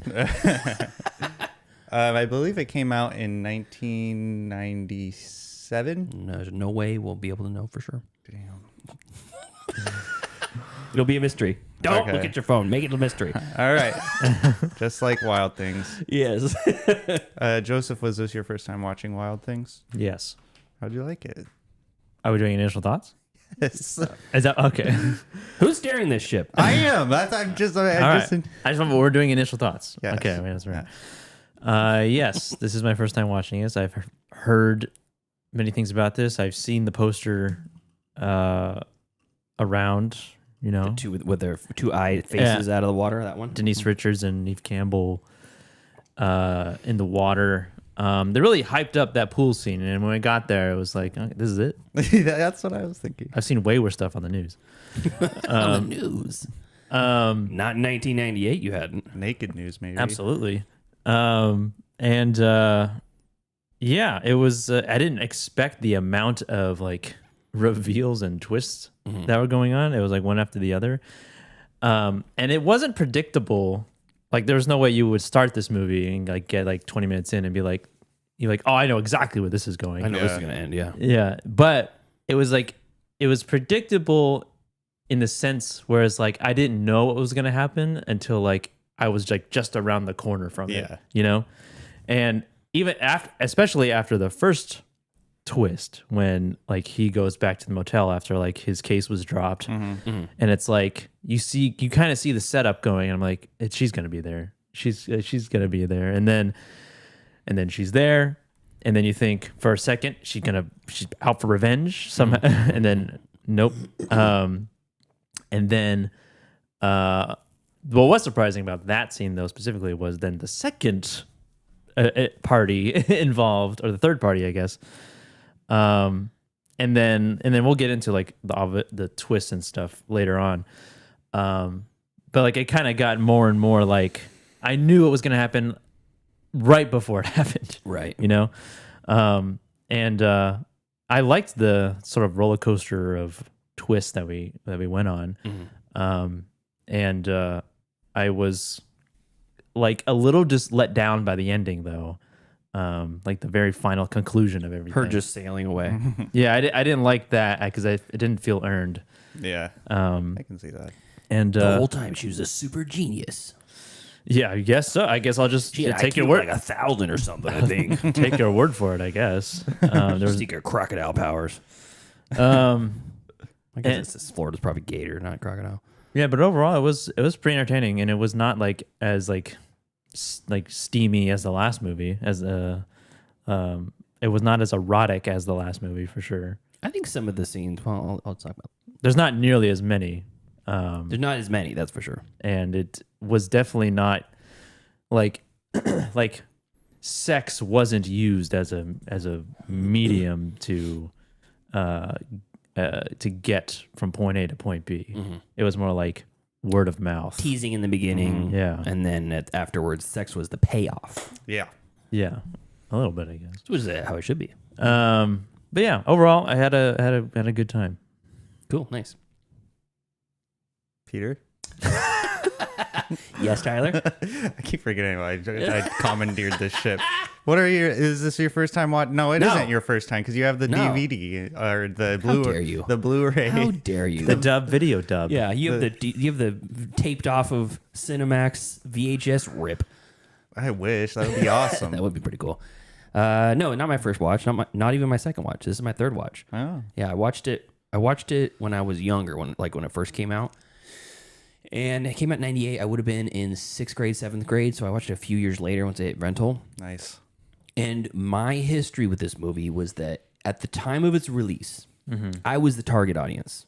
Me and older, like 13-year-olds and up. Okay. And you know that they were looking to basically let you think that Nev Campbell's going to be topless. Yeah. And it's like, oh my gosh, do you see that new Nev Campbell movie? She's topless. It's happening. Finally. It's happening. Finally, it's happening. It was like, because much like Richard Gere putting a gerbil in his ass. Allegedly. Or Marilyn Manson taking his ribs out so he can suck his own wang. Confirmed. Yeah. Wait, is it? These theories spread like wildfire somehow Yeah. amongst the youth of my generation. Who starts this shit? Who knows? And how does it go from place to place? Pre-internet. Yeah, pre-social media, Yes, pre-internet. there's phone calls. You can do that and you can be like... It's just rumors, you know? Yeah, but how does everyone on the East Coast, 3,500 miles away, with no means of communicating? It's like a game of telephone. Yeah. And at some point, you'd think the message would change, but it's always the same. It's a gerbil and Richard Gere. It's Marilyn Manson, and he took not 1, not 5, but 2 ribs out so he could suck his own dick. And it's like that. For whatever reason, those messages spread like wildfire. So one of the more tame ones was that Nev Campbell has a clause in her contract that she doesn't go topless. Yeah, because that's a theory, or that's at the time a rumor. At the time, it was like everybody knows that. And at the time, before Wild Things, we had her in The Craft, Scream, and Scream 2. So those are the big ones, and everyone's like, "Ooh, Nev Campbell." Yeah. She was the Kristen Stewart of my day. You know, a little bit quirky, definitely very cute, maybe a little bit dark, a little bit withdrawn, kind of quiet or whatever. Yeah. But definitely not going to see boobs. Yeah. Ain't happening. She's classy, is what we thought. So then when Wild Things came out, it was like Denise Richards, one look at her, she's going topless. We know that. And Denise Richards wasn't unknown at the time. Relatively unknown. So when I watched it as a youngster, it was disappointing. It was good because we saw boobs. Yeah. But there was no Nev Campbell. Yeah, It was Nev like, you see Campbell. the back, and that's it. And it's like and then the rumor became, oh, but the director's cut, it adds like an extra 8 minutes onto it, and that's where the boobs are. 8 minutes of boob. Yeah, she got paid $10 million to show her rack in this movie. Is what we were told. Yeah, is what we were told. So that was a lie. The government lied to us.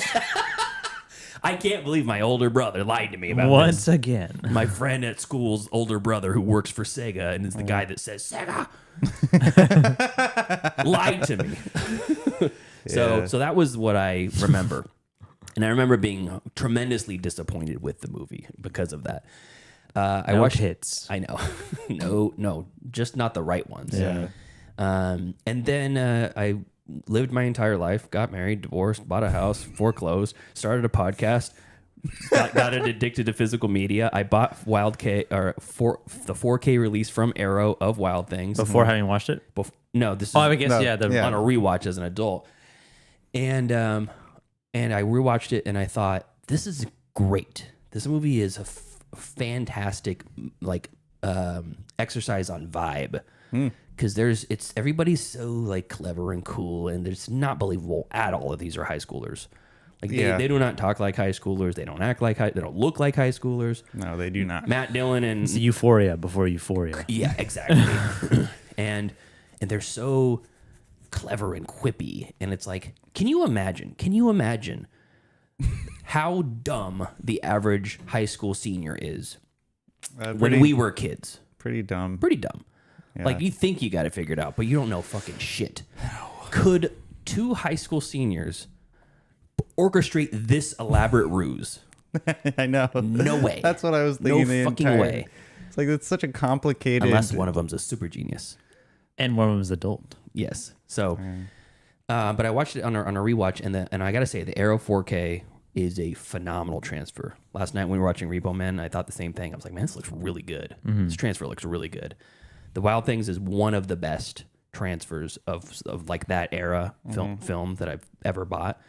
It's kind of a show off movie. The first intro when they have the Everglades and the that was some beautiful looked shots. Great. Yeah. The alligator coming out of the water slowly, and the title card drops, and you're like, that's really good. That's good stuff. I watched this on Pluto. Really? Yeah, I How's did the quality? too. I watched it on my phone, so Tyler, how was the quality? You watched it on your phone too? I did not. No, I watched it on my computer screen. I was so happy that it was for free on Pluto. Yeah, that's nice. I was like, I liked the movie. I thought it was. I liked the movie. So, anyways, let me finish my thoughts. The twists were almost comical to the point where twist, reveal, another twist, and reveal. Yeah. It almost gets to the point of parody where you're like, how many times are they gonna do a double take on the audience, the old switcheroo on the audience? At some point, like you said, when you get to the end, you're like, I know it's coming, because every time there's an opportunity for a twist, it happens. Yeah. So that's my only kind of one takeaway. The from biggest it. twist would be nothing happens. Yeah, they all die. But ultimately, I thought it was good writing, very fun writing. It's like high class sleaze is what this movie feels like, and it feels very Florida. Yeah, it's a side of Florida. You get the trashy, sleazy Florida that you see with like The Beach Bum or Florida Project, or I don't know, take your pick of Harmony Korine movie, Larry Clark. And then you have like the upper echelon of Florida, which is like this one. Yeah. You most of the stuff that dips into that world in movies, it's like Miami drug lords. So it's high society criminals. These are just rich assholes. Yeah. And I thought, what a great setting for this.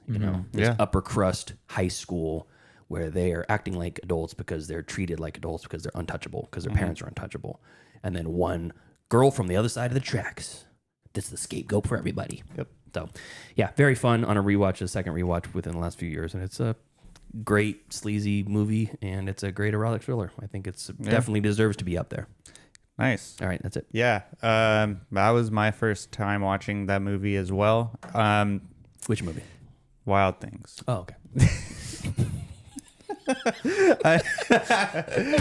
Threw me off there for a second.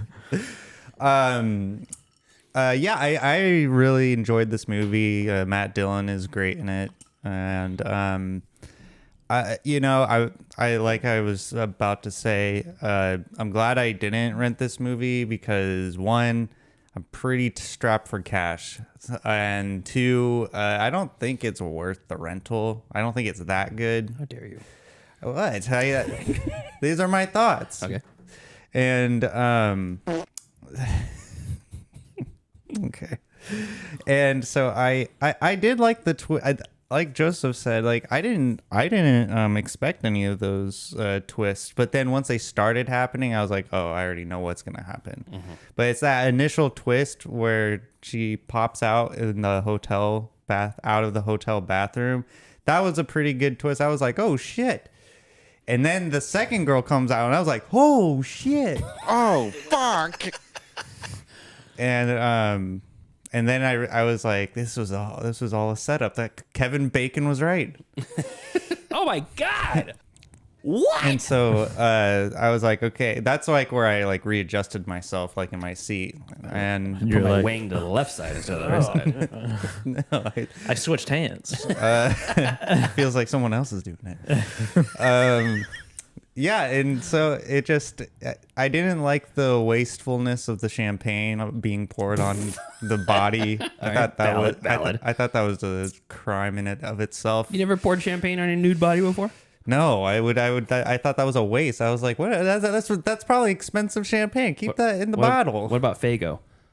Well, I can make an exception. Okay. I thought it could have been sexier. It wasn't. I mean, it was pretty sexy, but I wanted a little bit more. What's going on the board? What? Huh? I want more sex. I did. I wanted more sleeves. I'm trying to come. And so I was being like edged the whole time. What I will say though about this is that this movie kind of like made me want to visit Florida, possibly live there. Ugh. I somehow can see it. It looks cool. No, I could see you in Florida. Yeah, you would fall very quickly. It's to actually the right very lane. uncool. Yeah. Well, that's not what I've been told. Within a year, you'd be a Republican. I guarantee it. No, I guarantey it. Yeah, No. if he moves to Placer County, he'll be a Republican. No, Anything north of Roseville, that's it. You're done. But yeah, I liked it, and I'm glad that we all liked it. And so I'm glad we all liked it the same amount. yeah. So let's get into this. I want to know. What I want to know is, how did you not realize that this was your movie and Joseph was commandeering the show? No, like when I said this was, I knew it was my movie. I said, Joseph, you're hosting this today. So we both made the mistake. Yeah, we both. I was wondering if you would realize it. Why don't you say something? I was waiting for you to realize. I thought you guys were doing something new. I thought we were just gonna be going roundtable style with the hosting. But you picked the movie. I know. That's why I was confused. I was like, okay, I guess we're doing it like this. How many times do you sit there in your daily life and you're just like, really confused right now, but I probably shouldn't say anything. Is that a lot? Have a lot? Someone's breaking into my car right now. Wait a second. Is that my car? Yeah, I'm sure it's my car. I do have. But he's going into it, so maybe it's his car. I do have. I'm not a dimwit, but I do have a tendency to like just sure go roll. Hey, take the idle approach to life. I do have a tendency to roll along with things that I should probably speak up, but then I just don't. I'm like, well, if that's the way it's supposed to be, yeah.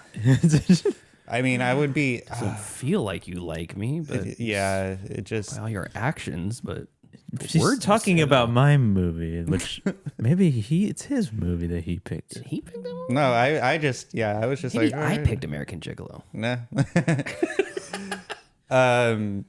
The creepy thing about Wild Things is that you have to understand that these are two high schoolers, and Matt Dillon is a creep, which really I like the twist because it was surprising, but it was also disappointing because I thought he was like this really cool guidance counselor who was popular with the students, and he was just like a good overall good guy who was just plowing through every Floridian woman, young and old, in town, of age.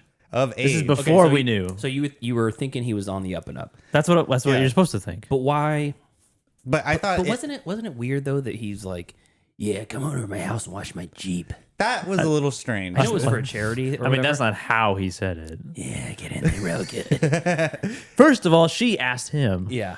He just said yes, which was incorrect. He could have said no. Yeah. Yeah, I thought that was He was a little bit too chummy with. Yeah. Yeah, really.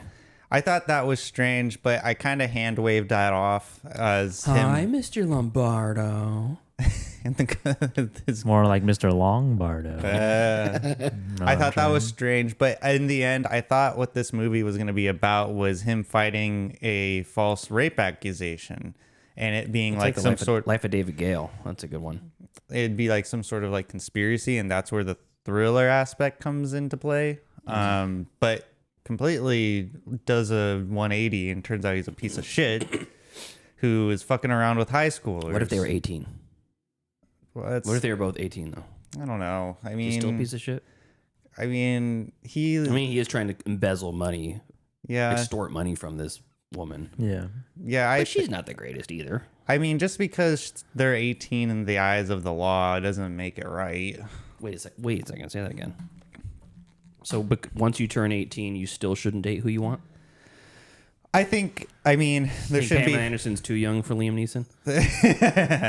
No, I mean, think about an 18. Pamela Anderson's 18 years old. An 18-year, at least. An 18-year-old is still a kid, a teenager, but they're 18.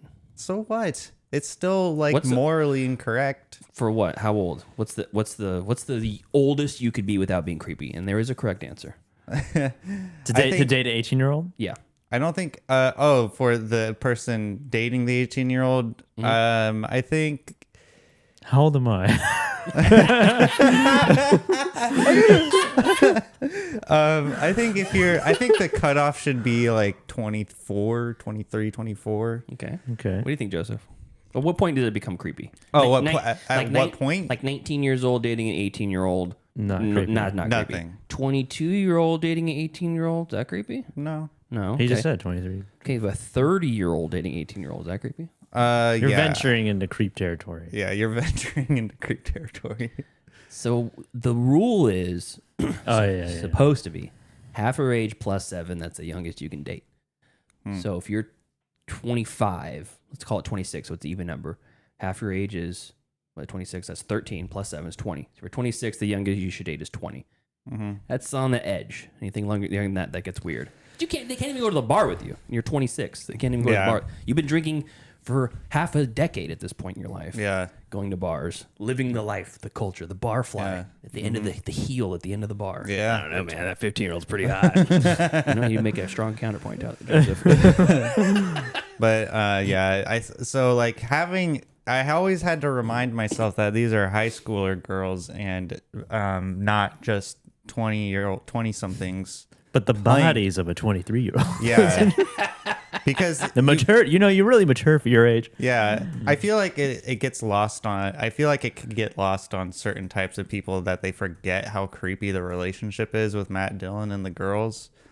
And so like I kept reminding myself that, and then it just got weird. It's such a weird dynamic. Oh yeah, he's way older than them. Like that? That's how you were doing it? So Dev Campbell was 24 when she filmed this, and Denise Richards was 27. And they're both supposed to be playing 17-year-olds. She was 10 years older than her age. Yeah. How old was Matt Dillon? Let me see here. When did he film this? Let's see, Matt Dillon. He was 34. Oh, okay. Wow. So I feel like he was the same age as his character. That's what it felt like it. He was appropriately aged. Yeah, he didn't look like he was 34. He looked like older.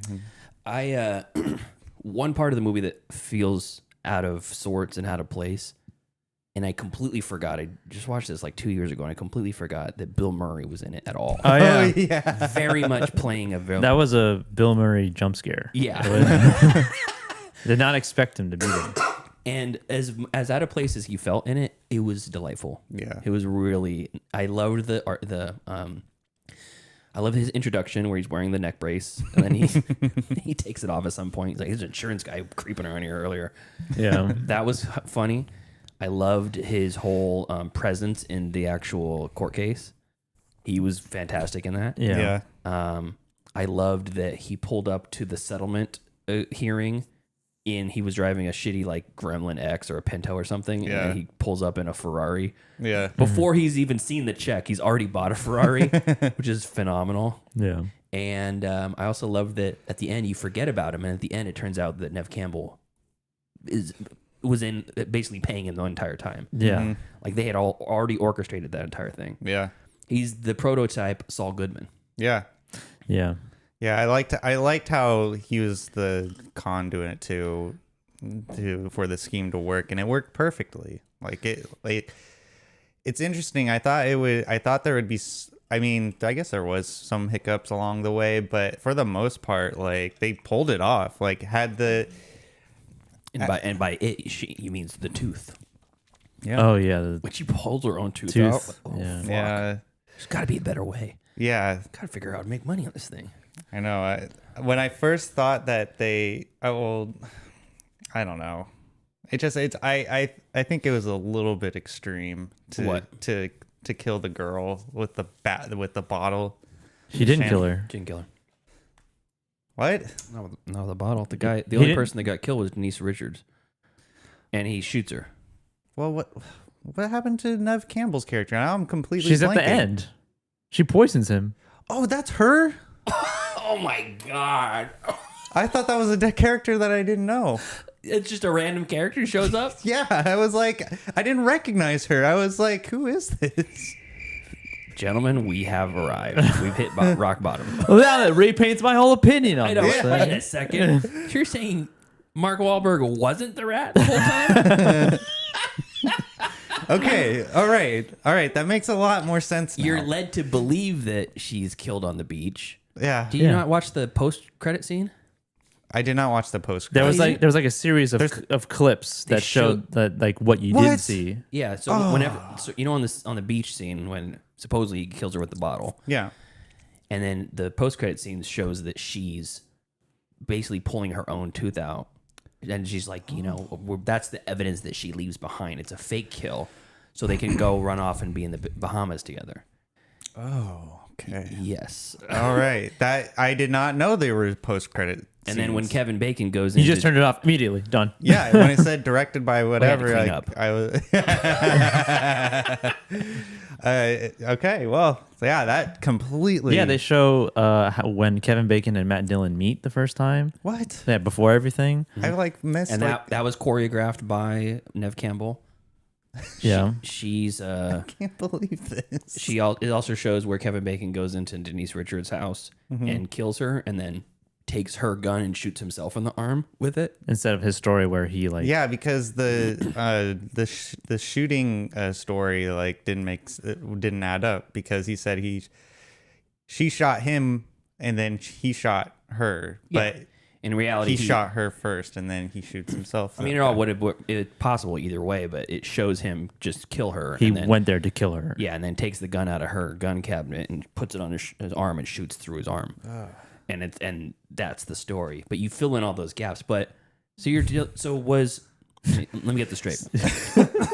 The fact that she was wearing a terrible blonde wig that threw you off. Because when I was watching it, I was like, "Who is this person?" And I was trying to think. I was like, "Oh, is that the mom of Denise Richards or something?" I can't remember. You're like, "Hey, you're here."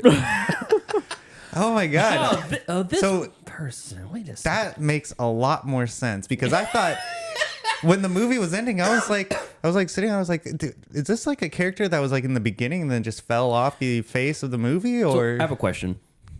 When a lot of questions about this, but after that happens, she kills Matt Dillon. Yes, commandeers the boat. Now she's sailing into the sunset with all this money. Yeah, and you're like, this new person I just met, this random person, new character that was just introduced. That's why I agreed with Joseph. Just 2 seconds. 2 seconds I introduced 2 seconds ago. Now she's one.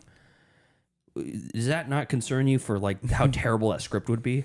Well, that's why I agreed with Joseph. Like the payoff wasn't good because you're like, who is this person? Because I was like, who is this person? All Why right. did she win? Follow-up question. And then when you see the Kevin Bacon's partner, the woman detective, she goes back to the alligator wrestling place, and he meets with basically what you'd think is Nev Campbell's mom, or grandma or whatever. And she's telling stories about how she was so smart and she was gifted. And the guy with the boat, he's talking about, oh, I'm not selling the boat because she's not here anymore. And yeah, she was a genius. She had an IQ of like 200 or something.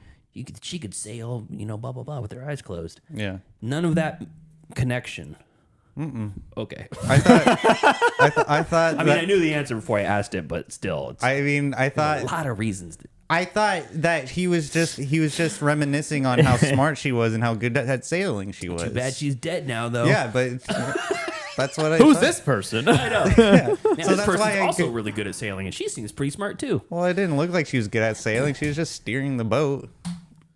That's how anyone can steer a boat. Maybe like a boat with an engine on it. A sailboat takes tons of training to be There's able to run. engines on sailboats. Yeah, it's like trolling it motors. Yeah. Wait, she's in the middle of the ocean.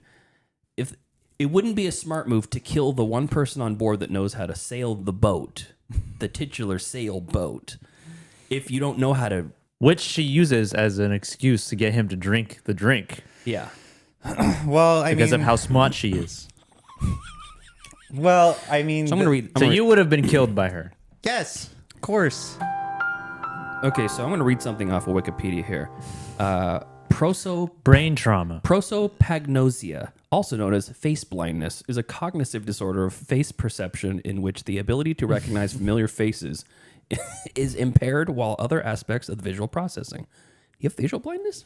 I mean, I guess We think that Brianna might have it a little bit. If we were in a lineup, could you tell the difference between us? Of course, I could. Okay, all right. Pass that one. Brianna's worried when I meet her in public. If I'm like, hey, let's go to BJ's after work, and I'll be in the bar area waiting, and she's worried that she's not going to recognize me when she walks up. But I'm always wearing my work shirt with the logo on it. She like walks around and sees me and goes, "Oh, there you are." Yeah. I'm like, you walked by me twice. Yeah.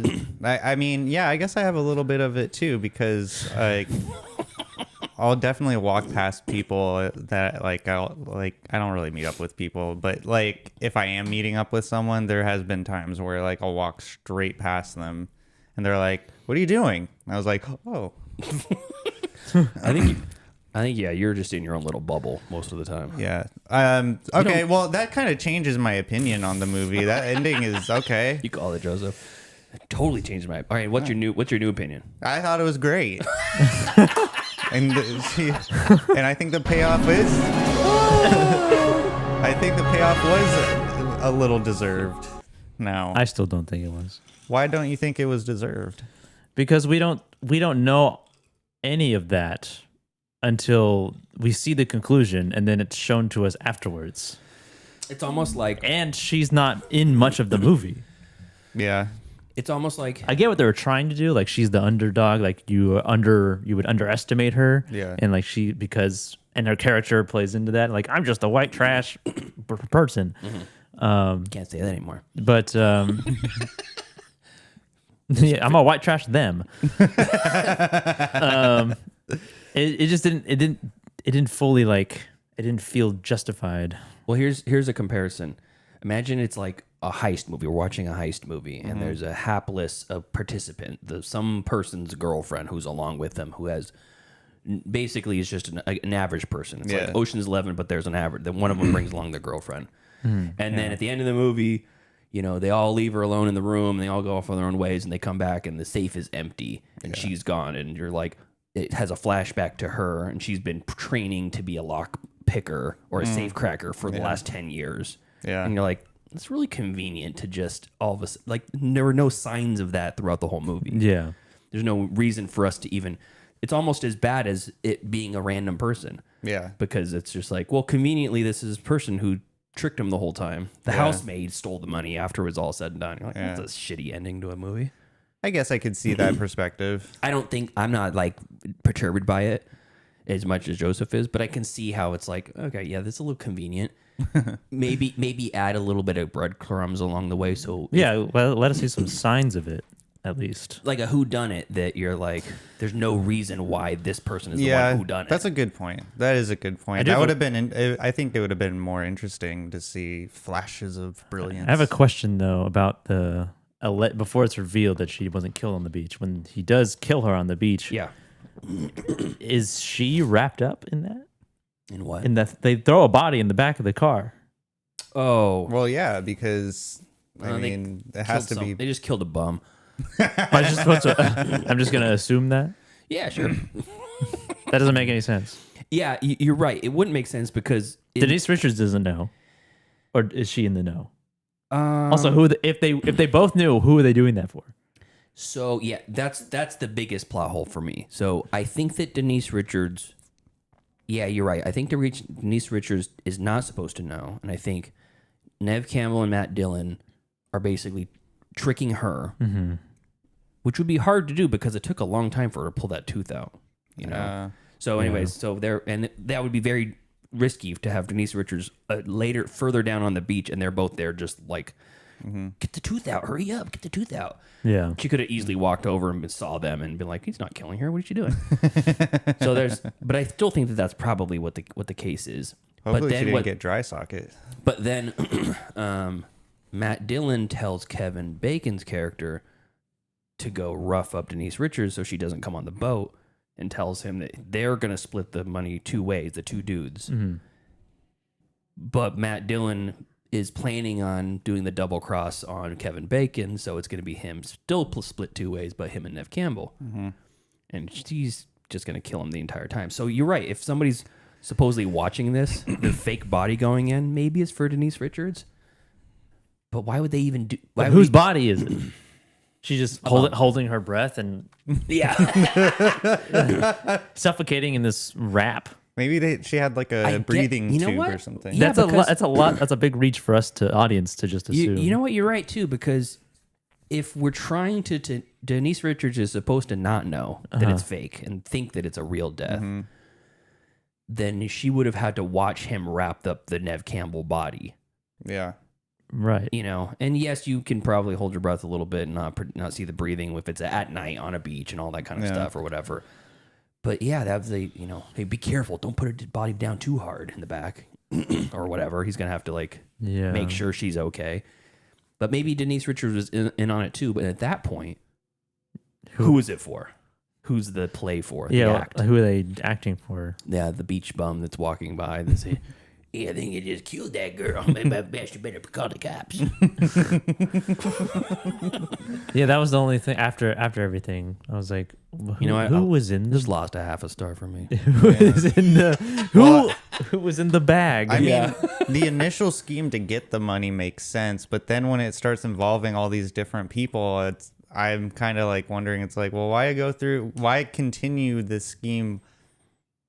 Prolong it more. Like it just like if the person who is taking the money, which was Matt Dillon and Nev Campbell, ultimately they were going to be the ones that have it in the end. Once the fake rape thing happened, there is no reason for Denise Richards to even be a part of the situation. They could have just left. Like Nev Campbell and Matt Dillon could have been like, all right, we got the money, let's split. What is Denise Richards going to do? She can't do anything. Was she going to tell on herself? She already did that in court. So, I mean, they could have just got the money and scrammed, but no, they had to make it complicated. And then Nev Campbell could have killed Matt Dillon in the end, and she still would have won, and there wouldn't have been this. They wouldn't have to see Kevin Bacon's wiener. Oh yeah, we do see Wang in this very movie. Yeah. Jizz. And no jizz though. Yeah, no. Is it the assumption that Matt Dillon and Kevin Bacon are gay for each other? No. I thought that for like half a second, but no. Oh, okay. It's just normal to walk in and your bro in the shower. Yeah, see just a little peen. I thought that was weird. So you never walked into your bro in the shower and saw his wang? No. Oh, okay. Oh, I thought you were on the water polo team. Yeah. That's a common occurrence in that sport. You don't shower nude. You have little faith. We shower in Speedos, though. I saw pretty much all of my friends naked when I was on the diving team. Why? Because you have to shower. You don't shower naked. Why not? You don't shower naked? You don't shower naked? Yes, I do. In my own home. We used to play the prank on people in the shower where we would pour the shampoo on their head when they were rinsing it off and just keep foaming forever. That's funny. It was we got a great laugh out of it. Yeah. I'm about to have the hardest boner right now. Yeah, I just thought, reflecting on it now, I think the scheme passed after they get the money. It's like, well, what's the point of Denise Richards even being involved? Like, just leave. At what point do they actually get the money? Like, have access to it? I think it was a check when they go to the office. Yeah, I think so. Because they already had the money the whole time. Or he had the money the whole time. It was just whether he was going to give it up to them. Yeah. So I'm sure he probably transferred it to some account or something. It's probably where Bill Murray's character came in at the very end. Yeah. Have some reviews from listeners. Let's see here. The most beloved Adam Murphy, local celebrity, 3 stars. The definition of a 3-star banger, he says.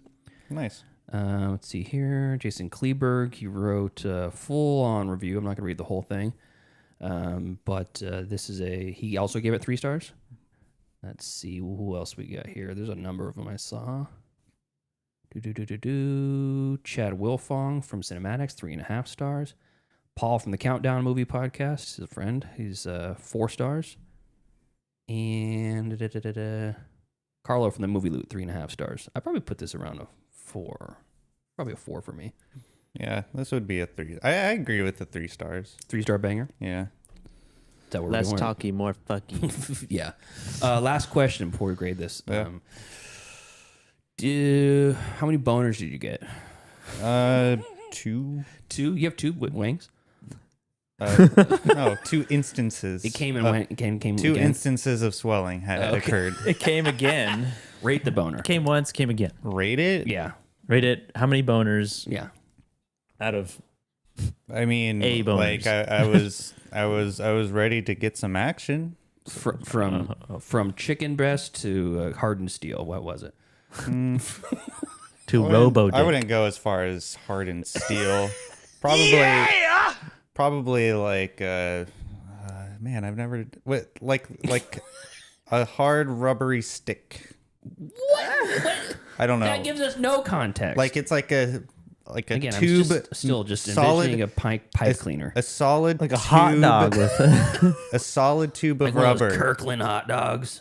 A solid tube of rubber that has a bit of a little play to little it. play to it. Yeah, got it. I would rate it like that. Wait, how? Wait, oh, okay. Does that mean it's good, better, or is a hard boner the good? Is there such a thing as a bad one? A bad? Yeah, there is when it's being used for nefarious purposes. Yeah. Oh well, yeah, that's true. I didn't think about that. When it's Matt Dillon in that hotel room. Yeah. Kevin Bacon has a pretty average penis. Really average, and it hangs in such a way where it's like a textbook image of a penis. I'm gay. When the music comes on, I'm just gonna stop talking. I'm gonna just let you keep talking. I want to hear it, unadulterated. Well, okay. Yeah, it was. You know, it was a nice turn of events. Seeing a naked Kevin Bacon penis, and when all we got was Denise Richards' boobs. So that's it. Yeah. Yeah. So should we grade this thing, or do you guys have anything more to say? I have nothing more to say. I'm looking at you, Captain. Joseph? What? Do you have anything more to say? No. Okay. So Joseph, what would you grade this movie? What would I grade this movie? Probably like a solid B for boner. Nice. B for boner. All right, fair. Nice. Cheers. B for boner. Pete, what would you grade Wild Things? Probably a B plus. I was gonna say A minus coming into this, but some of the plot holes about the reenactment or the fake killing on the beach, it really does irk me now. It irks me that it happens in the credits. Huh? It happens. It irks me that it happens during No, after the credits. I'm talking about without having to see the shots that are cut around, edited around, because you see that in the post credits or in the credits, I guess. Just in the movie, because you're like, who's this for? Who's this play that's happening? This fake murder on the beach. Yeah. And I can't find a justification for it. Well, yeah. I mean, I assume it's for Denise, like just her being murdered is for Denise Richards to know that she's out of the picture. And if it is, where's the body? or Right. what is the body? Yeah, the cops are. Whose body is this? Yeah. That's a real mystery. We need to figure out who is the body in That's the what I'm Land saying. Rover. There's enough. There's enough. I don't think it's a Land Rover. Huh? I need a Jeep, right? No, it's a Land Rover. She makes it. Oh, it's a hearse. She's like, she said, my mom would kill me if she knew we were taking the Rover. Oh, I missed that line. I didn't realize it was her car. Yeah. So, anyways, I'll give it a B+. Cool. And I will also give it a B. I had a really good time with it, and it's a good aphrodisiac. And is it? Okay. Yeah. Watching teenagers fuck. Not that part, but. Then what part? Watching an adult man fuck a teenager? Nev Campbell, Denise Richards, and Matt Dillon, 3 beautiful human beings playing around with each other. That was nice. That was really nice. You just have to get past the fact that they're supposed to be high school students, but once you can get past that, stop talking. Just gotta get past the fact that they're a high school student, and it's all right. You just have to remember they're adults. But yeah, solid B. Okay, cool. And that is Wild Things. Okay, so next week we have It's actually my movie. yeah, we have the third installment from 80s and 90s Erotic Thriller August. And we're doing, what is it again? American Gigolo. All right. Let's take a look. See where that's playing. American Gigolo. Just watch. Where are we? American Gigolo. We are rentable. That's it? Amazon, Apple TV. No, it's on Canopy and Hoopla. Oh, okay. Yeah, if it's on Canopy. Can't be half bad. Yeah. And then, yeah, Amazon and Apple TV rents it for $4. What compelled you to pick this movie? The fact that we were in 80s and 90s erotic thrillers. Oh, okay. And it was on one of those. You're hoping to see Richard Gere wang? Maybe this is where the gerbil thing came from. Maybe. You happen to get pulled over. Where did that come from? I have no idea. It's directed by Paul Schrader. Oh, wonderful. Julian is the synopsis of this movie. Julian makes a lucrative living as an escort to older women in the Los Angeles area. So you can relate to this, Tyler. He begins a relationship with Michelle, a local politician's wife, without expecting any pay.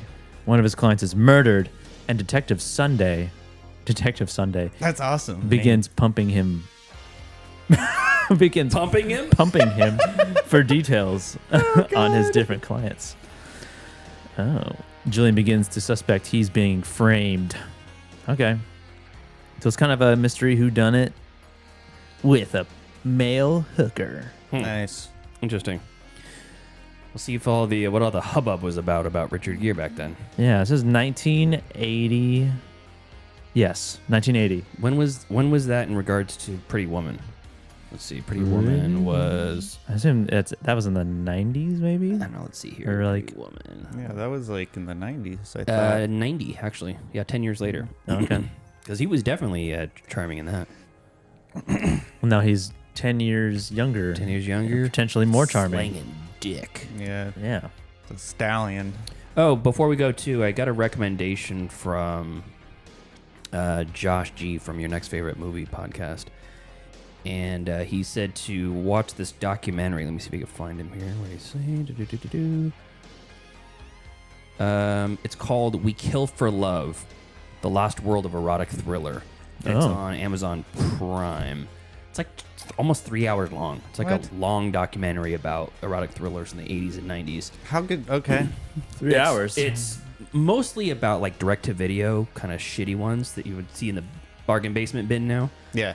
But it's pretty interesting. I got about halfway through it, and it's a good watch. It's a good companion piece for this month. So I'm going to finish it this week, and then I'll talk a little bit about it next week and what I learned from it. Because right now, we're just learning through exposure. Yeah. I would like to learn a little bit more of the history of it. Yeah. I want to be exposed. We're definitely getting that. Yes. Anything else you guys got? Oh, that's it. Okay, so thank you to our cool-ass yard duties over on Patreon. That's Javier, Heather, Michael, and Chris. And we are going to be having a change in the show next week because thanks to the Cool Ass Yard Duties and the Patreon class at large, we're able to upgrade our microphones. Oh yeah. Yes, we're getting new mics starting next week. It should be here tomorrow or maybe Tuesday, and we'll see if the sound quality sounds good or maybe is less echoey or whatever it is. But I've been wanting to upgrade mics for a while, and we've got enough saved from the Patreon to be able to do so. So thank you to the Patreon for that. And I got next week off from work, so I'm going to try. I'm taking. That's cool. I'm taking a week off. I'm maxed out on my PTO. Must be nice. It is nice to have earned that. Yeah. Yeah. Just fell into my lap. 5 weeks of PTO. That's crazy. No, so I got to use it. And so I'm going to try to watch a bunch of movies in theaters. So hopefully I got some good stuff to talk about next week. Nice. Okay. So until next time. Thank you to everybody joining us today as we review Wild Things. Follow us next week as we review Joseph's pick. Finally. Actually, American Gigolo. Watch that on Canopy or rent it for like $4. Follow us on Facebook, facebook.com/MCFC podcast, and send us an email, mcfcpodcast@gmail.com. And follow us on Instagram at Middle Class Film Class. And on TikTok at Middle Class Film Class, and on Twitter at Podcast MCFC. Here we go. Thanks to everybody for watching, for listening, and please share with a friend. It means a lot. We will see you guys soon. See ya. See ya. Cheers.